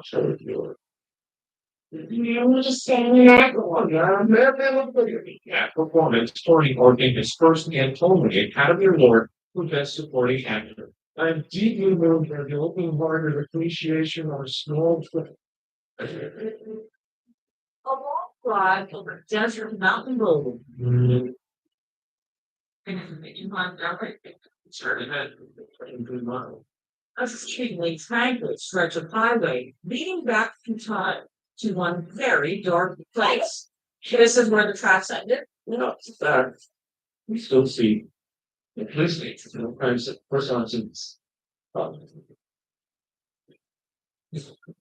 You can't tell now all the rust and concrete not long ago. This was the location of a slaughter. There is a cell. Oh. She was targeted. She was posed. She was sound-fired. My sister's like full fame dolls, and you think about all the time.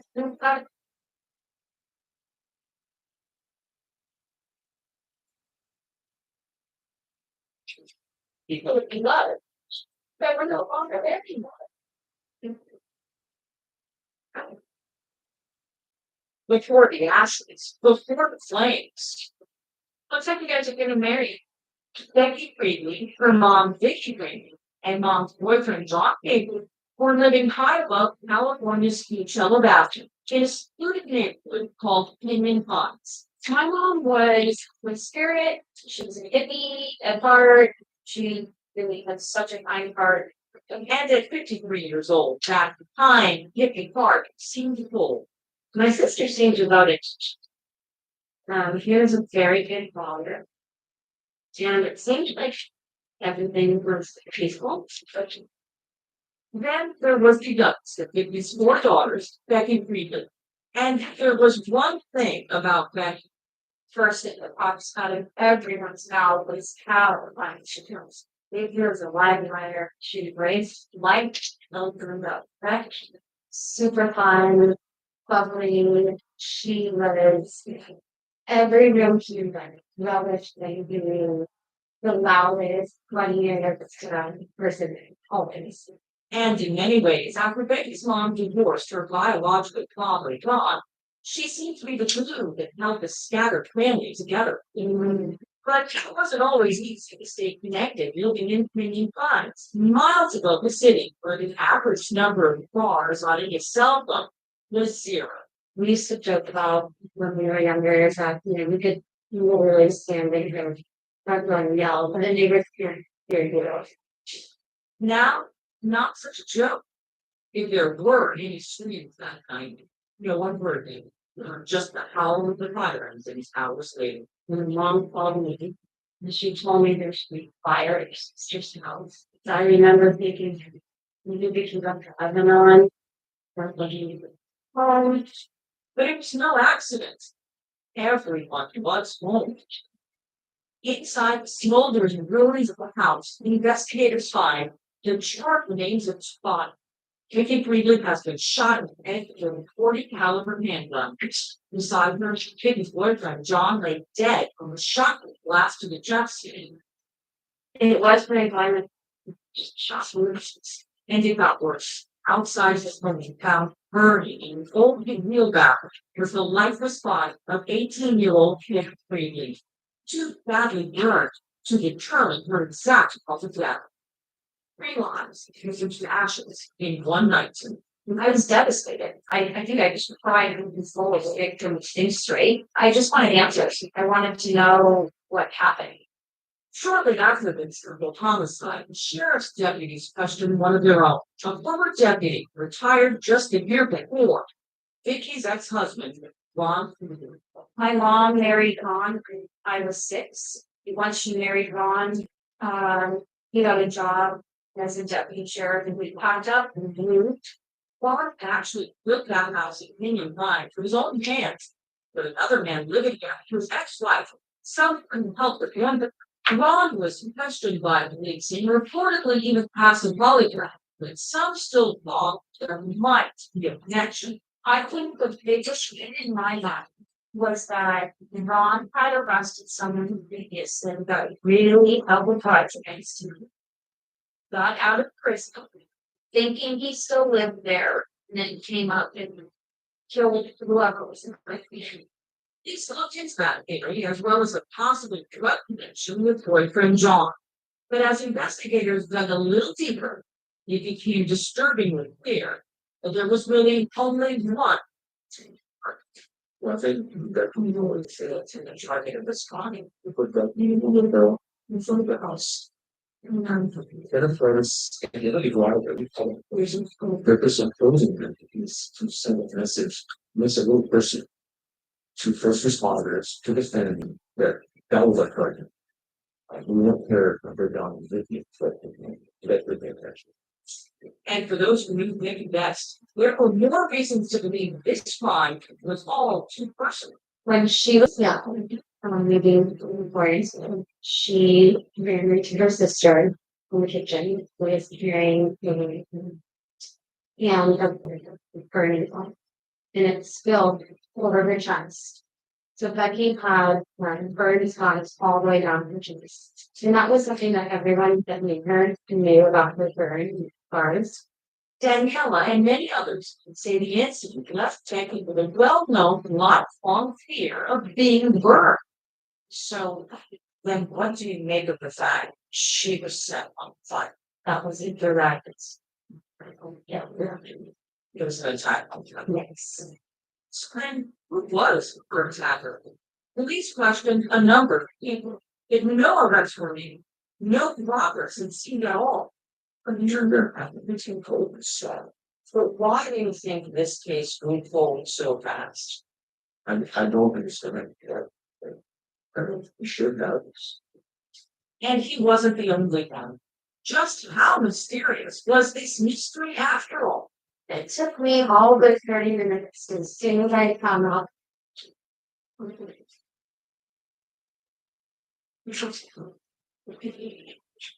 it was a homicide.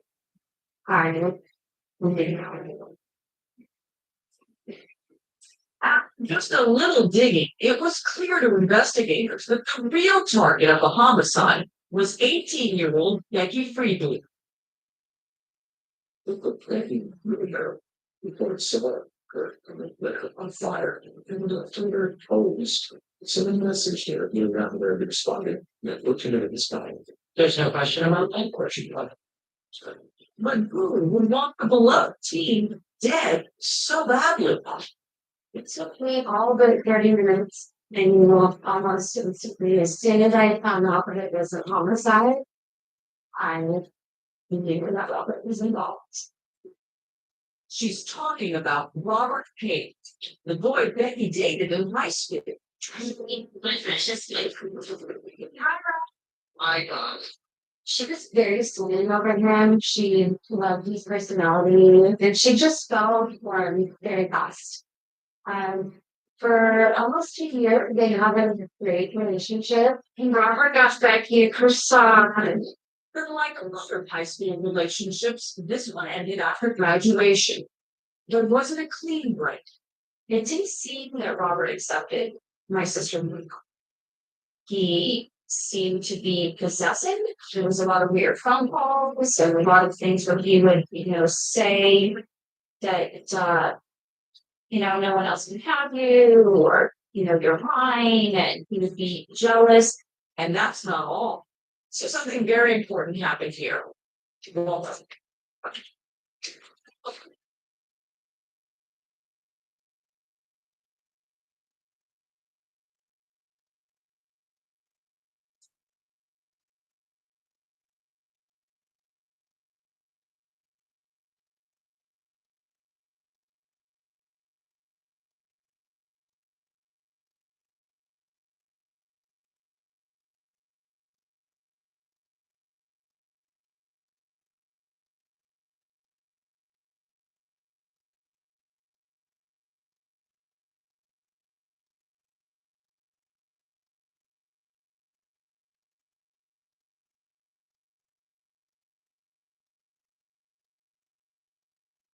We see them in breaking news. One of the streets, London, one of the know that this water from that next falls outside Buckingham Palace. Next, where you learn The Queen has died very sadly. She died recently at Balmoral this afternoon. The King and Queen consort were referenced there to Charles, he automatically becomes King. Elizabeth was dead, dies at 96. This was 5 months ago. May at Balmoral this evening and will return to London tomorrow. Just going to look at another email I just received. If there's any extra there.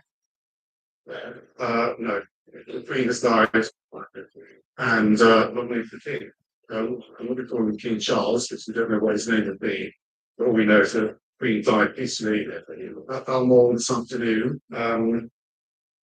which is horrific news for the nation, and I can only imagine how people feel watching this.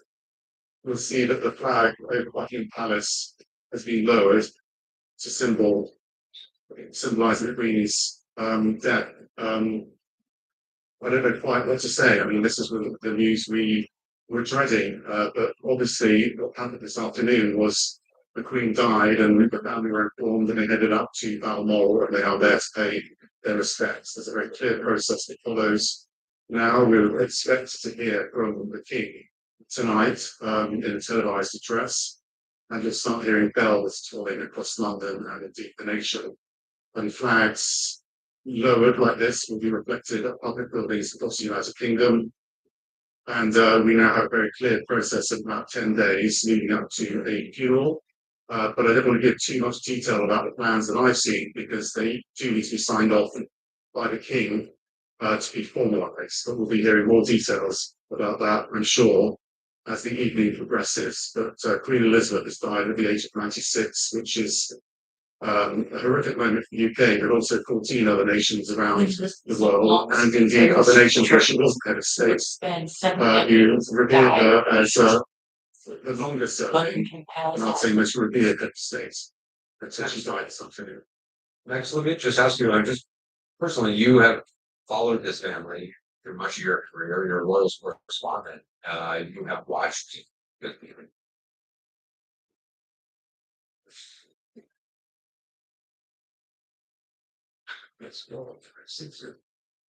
evening, and thank you for joining us on this historic Thursday night. The world is mourning Queen Elizabeth II, who died this afternoon at the age of 96, surrounded by family at her summer home in Scotland. Earlier in the day, Buckingham Palace announced that Her Majesty, who ruled over the Commonwealth for a record 70 years, was placed under medical supervision. Her doctors were concerned about her health. Family rushed to her side. In accordance with the royal line of succession, her oldest son Charles immediately became king, which puts her grandson Prince William next in line to the throne, followed by William's eldest son, 9-year-old Prince George. Just before her death was announced, a double rainbow appeared over Buckingham Palace as a crowd gathered. President Biden visited the British Embassy in Washington late today and left a message in a condolence book. In a statement, he said Queen Elizabeth was a stateswoman of unmatched dignity and constancy who deepened the bedrock alliance between the United Kingdom and the United States. We have a team of reporters covering the death of the Queen, described as a stalwart leader, and CBS's Charlie Daggett will start us off from Buckingham Palace. And good evening, Charlie. What's the scene like there? Good evening to you, Nora. There has been an outpouring of grief and emotion here at Buckingham Palace. Thousands of people have gathered to pay tribute despite the rain. And although this is a moment that we've all been expecting, it's hard to imagine this country without her. The official notice hung on the gates of Buckingham Palace in accordance with royal protocol. The Queen died peacefully in Balmoral this afternoon. Senior members of the royal family raced to be at her bedside today at Balmoral Castle, her summer home in Scotland. Prince Charles, now King Charles, was already there. Her grandson, Prince William, who came without Kate, and the Queen's other children made their way to the royal residence. Prince Harry traveled by himself and came later. Meghan remained behind in London. On the Queen's death, His Majesty, King Charles III, issued the statement, "We mourn profoundly the passing of a cherished sovereign and a much-loved mother." The new Prime Minister, Liz Truss, said, "The country is devastated." Queen Elizabeth II was the rock on which modern Britain was built. The Queen was last pictured meeting with the Prime Minister on Tuesday and standing on her own, smiling by the fire, cane in hand. The 96-year-old monarch was hospitalized last October, suffering from what the palace calls episodic mobility problems, forced to cut back on most of engagements since, only appearing at a few of the events during her Platinum Jubilee, marking 70 years on the throne. She slowed down considerably, appearing more frail in recent weeks with a significant weight loss. And the death of Prince Philip in April last year, her husband of more than 70 years, a reminder that her reign was moving into its final, inevitable chapter. Tonight, the country mourns not just the passing of a national figure, but part of its very identity, the only monarch most have ever known. Now, the Queen is expected to remain in Scotland through the weekend before she's brought down here. King Charles will make his first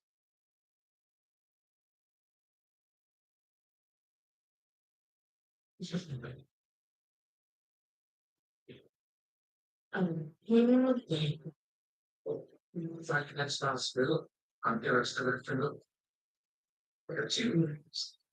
day, everyone. We're coming on the air with some sad breaking news. Queen Elizabeth II, Britain's longest reigning monarch, has died at the age of 96. The Queen reigned for 7 decades, working with many prime ministers through periods of peace and crisis since she took the throne. Her family rushing to be by her side today after doctors became concerned for her health. Her death comes after the passing of her husband, Prince Philip, last year. And her passing sets the stage for Prince Charles to become king, Britain's first new monarch in 7 years. So now NBC senior international correspondent Keir Simmons is outside Buckingham Palace here. Well, you know that this moment is coming, but nothing really prepares you for it, does it? It's really stunning. One statement here, I'm just looking down from the royal family. Queen died peacefully at Balmoral this afternoon. The King and Queen Consort will remain at Balmoral this evening and will return to London tomorrow. The King and Queen Consort. So this is the moment that when we say in history, the Queen is dead, long live the King. And the moment that we heard this news behind me at Buckingham Palace, the flag was lowered to half staff. And I can tell you that millions of people across this country and around the world will be hearing this news and will be frankly devastated. The Queen at 96, 17 years as Queen, 17 years of service, an extraordinary life, Lester, which is incredibly difficult simply to put into words. That is the public side, and then there is the private side. There is the Queen's children and grandchildren. Through the day, we have been watching her children race to be with her. There are moving photographs of Prince William driving a car with two of his uncles and an aunt in the car with them, an experience that so many families will relate to and understand. You can imagine phone calls and texts. We need to be with her, we need to get there. Prince Charles and Princess Anne and Camilla already. As the world remembers and honors Queen Elizabeth II. Reported for death echoing around the world today. Britain's Queen Elizabeth died at 96 after a 70-year reign, Britain's longest ruling monarch. She was a steady figure over so many decades during times of joy, times of turbulent change, a monarch, a leader, a diplomat, a head of state, but also a wife, mother, grandmother, great-grandmother, committed to duty and service. Just this week, welcoming Britain's new Prime Minister in person at Balmoral. The royal family sharing this photo tonight on the news. The Queen died peacefully at Balmoral Castle, where she was spending the summer. Earlier, family members gathering, arriving at Balmoral, and the doctors in a rare public statement reported they were concerned about Her Majesty's health. Charles and Camilla already in Scotland, arriving by helicopter. Prince William, Nicholas Andrew, and Edward flying at London. Prince Harry also arriving in Scotland. Crowds gathering at London's Buckingham Palace holding a vigil to pray today. Again, that simple yet powerful image today, the notice posted on the palace gate telling the world that the Queen had passed. Just 48 hours earlier, honoring her last official duty, greeting Britain's new Prime Minister Liz Truss. This was the Queen on Tuesday this week, her trademark smile right there. In this image of the news of the Queen, a double rainbow over Buckingham Palace today. Tonight here, the Queen in her own words, what she promised at just 21 years old. My first ABC's Maggie Movie leading us off tonight from Balmoral in Scotland first. Tonight, the United Kingdom and the world mourning the loss of one of the most celebrated and revered women of our age, Queen Elizabeth II, passing away peacefully today at 96. She was said to be fugitive, surrounded by family, and her beloved found in her state peaceful. The palace releasing a statement from the new king, now His Majesty Charles III. The death of my beloved mother, Her Majesty the Queen, is a moment of the greatest sadness for me and all members of my family. We mourn profoundly the passing of a cherished sovereign and a much loved mother. I know her loss will be deeply felt throughout the country, the realms, and the Commonwealth, and by countless people around the world. During this period of mourning and change, my family and I will be comforted and sustained by our knowledge of the respect and deep affection which the Queen was so gladly earned. Somber crowds gathering inside Buckingham Palace leaving flowers at the gates. The notice boosted the flag loaded in half stone, and his bird paused, rainbows stretching across the snow. A great subject. This is an ABC News special report. Good day, everyone. I'm Amy Robach here with TJ Holmes, and we are coming on the air with somber news from Buckingham Palace. Queen Elizabeth II has died at the age of 96. She was, of course, a symbol of strength and resolve for generations. She was an influential global presence for decades, and of course, Britain's longest ruling monarch, the world's second longest ruling monarch in history. Her reign spanning 70 years. We just received a tweet from the royal family saying the Queen died peacefully at Balmoral this afternoon. The King and the Queen consort will remain at Balmoral this evening and will return to London tomorrow. So this is, of course, something that has been a great subject for health over the past 30 years. And this year's role just saw to celebrate 7 years. The Queen Jubilee, something we have never seen before. Their monarch served 70 years there.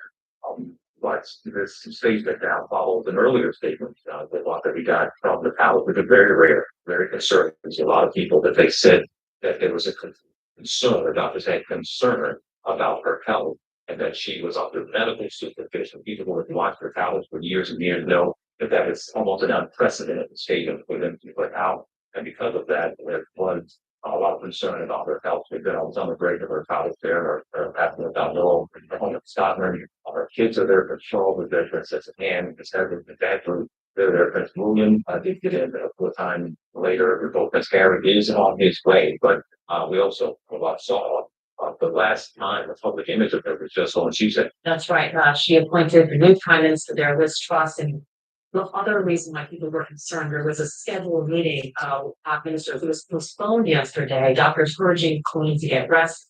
Her health had been a growing concern since she was hospitalized in London. You may remember back in October, there was about COVID in February. She also missed the opening of Parliament in May for only the third time. Queen did turn 96 in April, and we all remember the celebratory Platinum Jubilee back in June. You're looking there, by the way, at a live shot of Jeff now flying at half staff, and certainly a much different crowd forming there near Buckingham Palace. Typically, we see notices. Sometimes we see groups, and this time we're expecting to see, of course, the announcement of the death of the Queen being placed at the gates of Buckingham Palace and Balmoral as well. So we're monitoring those gates as well. We know that our Maggie has been on the ground there in Scotland, reporting the very latest as we first got word about the Queen's failing health. So Maggie, give us a sense of what things are like there and what you've heard. Yeah, I mean, you like you guys have said, there have been so many concerns about it for people hearing the news for the first time right now. We're in shock. It almost hard to imagine a world without Queen Elizabeth. I was looking at her first speech at the age of 14. She's in the midst of sympathy and support the children during World War II. And that public legacy has lasted throughout her reign. Inevitably, a long life and passed by many milestones. My heritage is no exception. Elizabeth II ruled for longer than any other monarch in British history. And from a 21-year-old princess, I declare. My whole life, crazy long for shall be devoted to your service. to young queen, It is not the to hate and destroy. To build and to cherish the natural destiny. to the royal institution.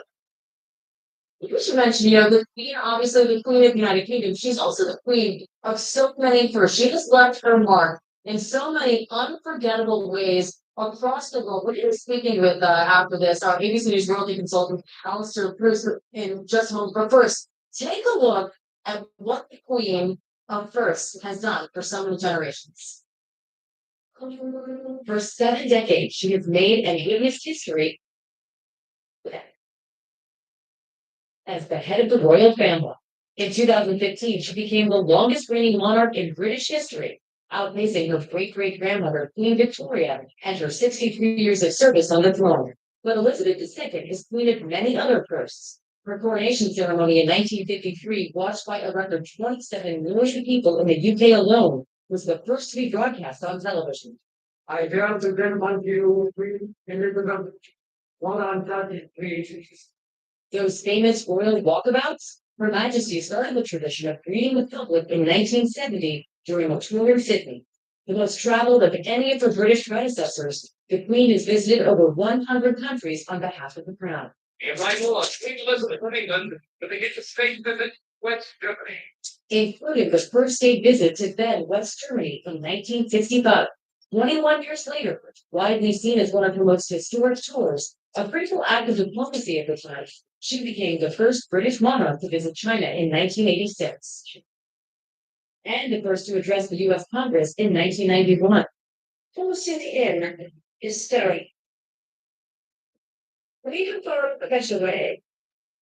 Our society is rich, yes, mutual agreement, contract, and on consensus. Another historic first came in May of 2011, the first state visit to the Republic of Ireland by a British monarch in 100 years. It was the first time a reigning monarch traveled to the Emerald Isle since its separation from the United Kingdom. That moment when she came off the airport, being hard, the Republic King Dynasty expressed in St. Patrick's Blue. And later on, Lewis going to tell at the memorial to those who had sought Republican success and who had fought for it. That was significant. And I think the Queen was trying to create an environment for an improvement in relations. Those who have suffered as a consequence of our troubled past. I extend my sincere thoughts and deep sympathy with the benefit of historical hindsight. We can all see things which we would wish had been done differently, or not at all.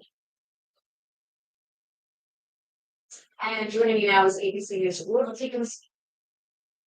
We can make counts on right. We go further. And now let's go to Amy, who's nearby in Scotland, where the Queen has been spent her final days in one of her favorite places. So more on the day that marked the end and Karen. Good morning to you, Amy. Yeah. Good morning to you, Rob. And of course, the day started with that unprecedented announcement of the palace that the Queen's doctors were concerned for her health. And then we saw her family members racing to be by her bedside. And just a few hours later, something that was, yes, intellectually inevitable, somehow seemed impossible and took so many around the world by surprise. This morning, the world mourning the passing of Britain's longest serving monarch, Queen Elizabeth II, as new details emerge about her last moments. Two of her children, Charles and Anne, who were with her during her final hours. The 96-year-old Queen passed away peacefully at her beloved Balmoral estate in Scotland Thursday. Charles seen earlier in the day arriving by helicopter. Other royal family members racing to try to get there in time. Flying into Aberdeen Airport in Scotland. Prince William, son of Richard, spotted driving his uncles, Prince Andrew and Prince Edward, and at his wife Sophie to Balmoral. Harry arriving alone after the news his grandmother had passed. He and Meghan were already in UK. A minute of Her Majesty's passing on the gates of Buckingham Palace. A few moments ago, Buckingham Palace announced the death of Her Majesty with Elizabeth II. Anchors on British television trembled as they divulged the news.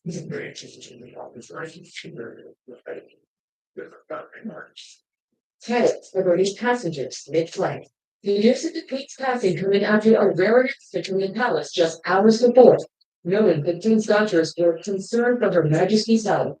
Now her eldest son Charles, now King, saying in a statement, "We mourn profoundly the passing of a cherished son and a much loved mother. I know the loss could be deeply felt throughout the country, the realms, and the Commonwealth, and by countless people around the world. My family and I will be comforted and sustained by our knowledge of the discussion and deep affection in which the Queen was survived behind. The Queen performed her duties until the very end. Her last photographs taken just 3 days ago, as she swore in the new British Prime Minister, Liz Truss, for Scotland Castle. Queen Elizabeth II was a rock on which modern Britain was built. Our country has grown and flourished under her reign. Mourners gathering outside Buckingham Palace.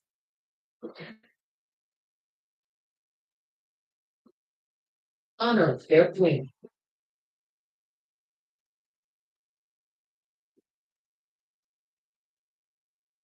And here's some perspective for you. Queen Elizabeth's reign was so long, 70 years, as we know, that 4 out of 5 people who are in Great Britain have never known any other monarch. So what happened yesterday and the events that are to follow are momentous, significant, historic, and of course, somber. Live. All of that, Amy. Thank you so much. Well, hey there, GMA fans. Robin Roberts here. Thanks for checking out our YouTube channel. Lots of great stuff here. So go on, click the subscribe button right over here to get more of awesome videos and content from GMA every day, anytime. Thank you for watching, and we'll see you in the morning on GMA.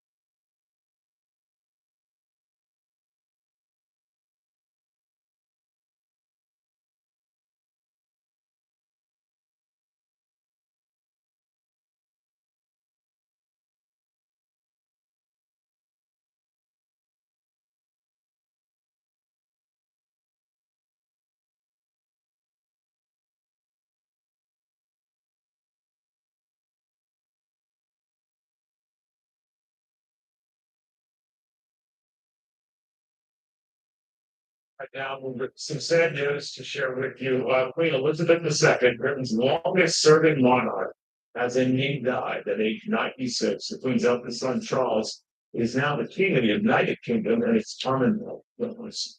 Let's go to Ashley Webster for the latest. Ashley. Yeah, so speaking from the royal family, this is the statement that people were certainly fearing. The royal family saying the Queen died peacefully among this afternoon. The King and Queen Consort, that would be Camilla, will remain about this evening and will return to London tomorrow. That means that Charles, of course, immediately becomes King on the Queen's death. The question also is what name will he pick? He could be Charles III. He could pick one of his Christian names. He's got Charles, Philip, Arthur among the choices. So those are the things that will have to be decided later on. But now it's the remembrance of Queen Elizabeth II dying at the age of 96. She was the eldest, and the longest reigning monarch, 70 years on the throne. When her father, George VI, died in 1952, she became queen. She was officially coronated the following year in 1953 and has ruled ever since. And, I was just looking at some of the comments about the queen. She loved her father, George VI. And like her father, she always was very understated. She knew that the role of the queen was to be uncontroversial, provide quiet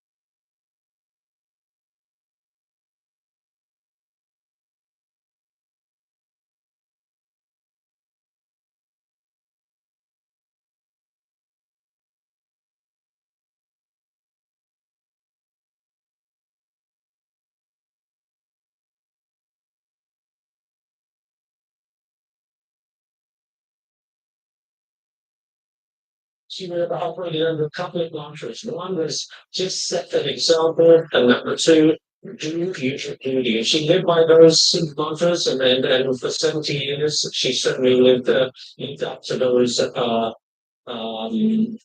things that she felt were very important as a monarch. So it is the end of an era.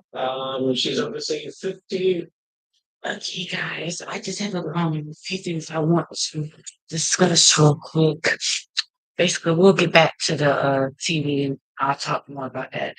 But I want to talk about a few things real quick. And I want to talk about everything. This is just quotes from various celebrities.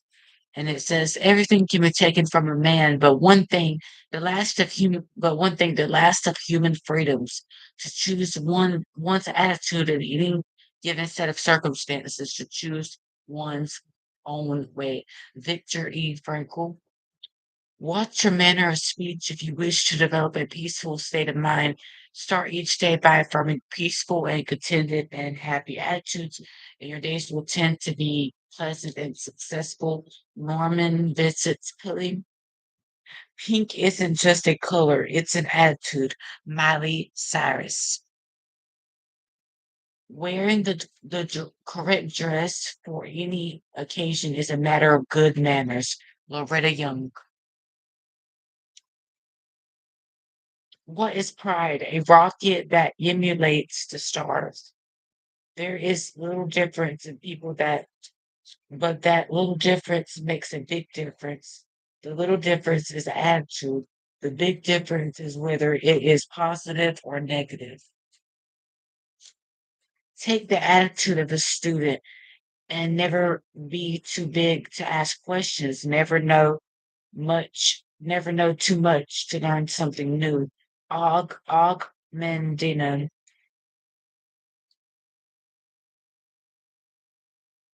Our environment and the world in which we live and work is a mirror of our attitudes and expectations. Earl Nightingale. There is little difference, but there is little difference in people, but that little difference makes a big difference. The little difference is attitude. The big difference is whether it is positive or negative. W. Clement Stone.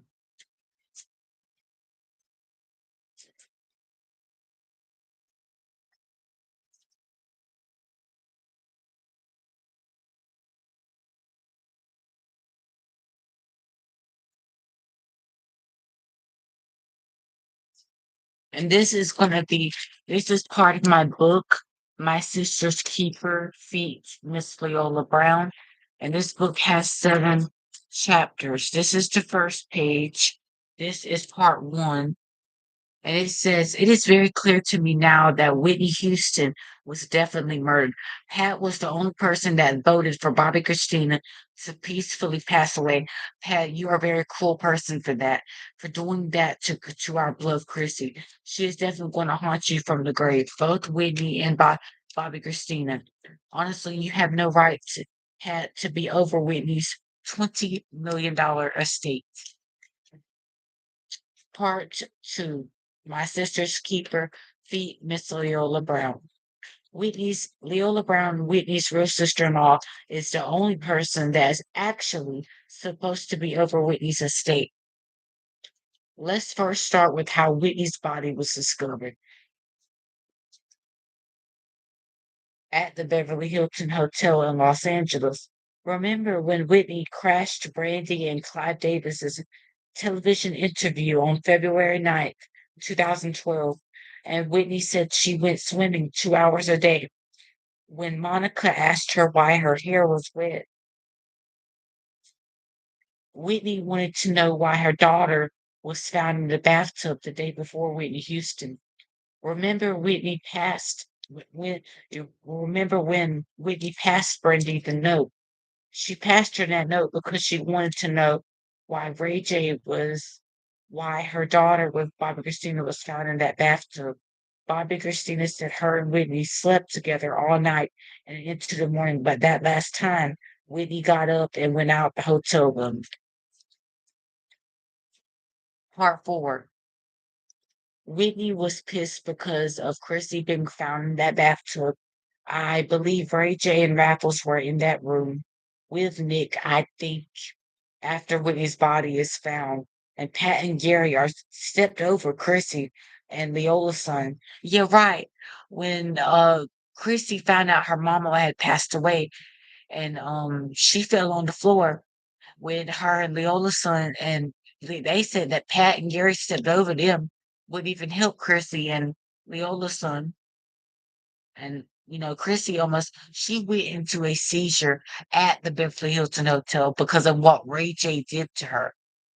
It wasn't because it wasn't because of her mother's death. Yes, she was already depressed and stressed out about her mother passing away and being found in that bathtub. But I believe Chrissy knew some stuff. She knew that her mother was murdered. I believe she did because look what happened to her. They were trying to get her the day before Whitney, because the night before Whitney is found, Bobby Christina is found in a bathtub. Whitney's bathtub, 434. She said she blacks out, and when she wakes up, there's security guards all around her. So there's the hotel security around her, and none of these men are trying, or whoever, are trying to help her out of the bathtub. And she said when she gets up, they took all her clothes out in that room, so she was butt naked.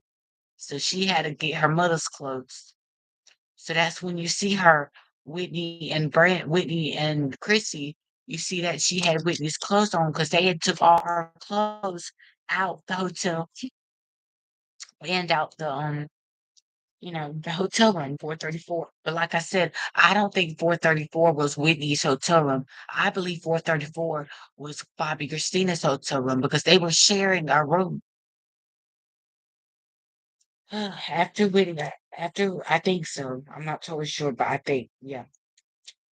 Um, and Pat and Gary were taking bags of jewelry and clothes out the hotel. Part 5 of My Sister's Keeper feats Miss Leola Brown. Pat and Gary are very money hungry snakes in the grass. Also, Ray J was caught running out the back of the Beverly Hilton Hotel. Ray J gave both the Chrissy and Whitney pills that made Chrissy go into a seizure. Whitney was also hot, and that's why one of the reasons she was wet in front of Brandy and Clyde. When Chrissy was found in the bathtub, Nick beat Chrissy down in her living room. Part 6 and 7, final chapter. Feed Miss Leola Brown, YouTube selected AJ Jones, and selected model. Bobby Christina caught Danielle sleeping with Nick Gordon, deceased, 2020, age 30 years old. Whitney now, if she was still alive at the age of 59 years old, I think she would have done minutes, not just yet, but in a few minutes. But I'll come back. It's 5:54 a.m. I will be back at some point.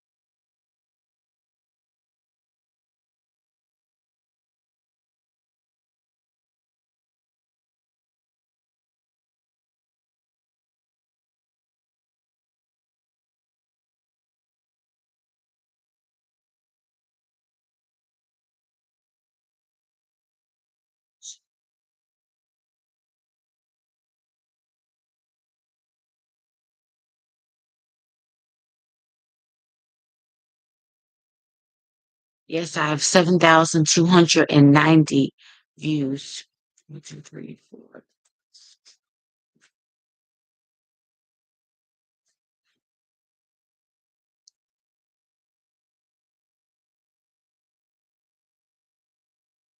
And my Whitney Houston's funeral, rest in peace, Whitney, got 2,101 views. Yes.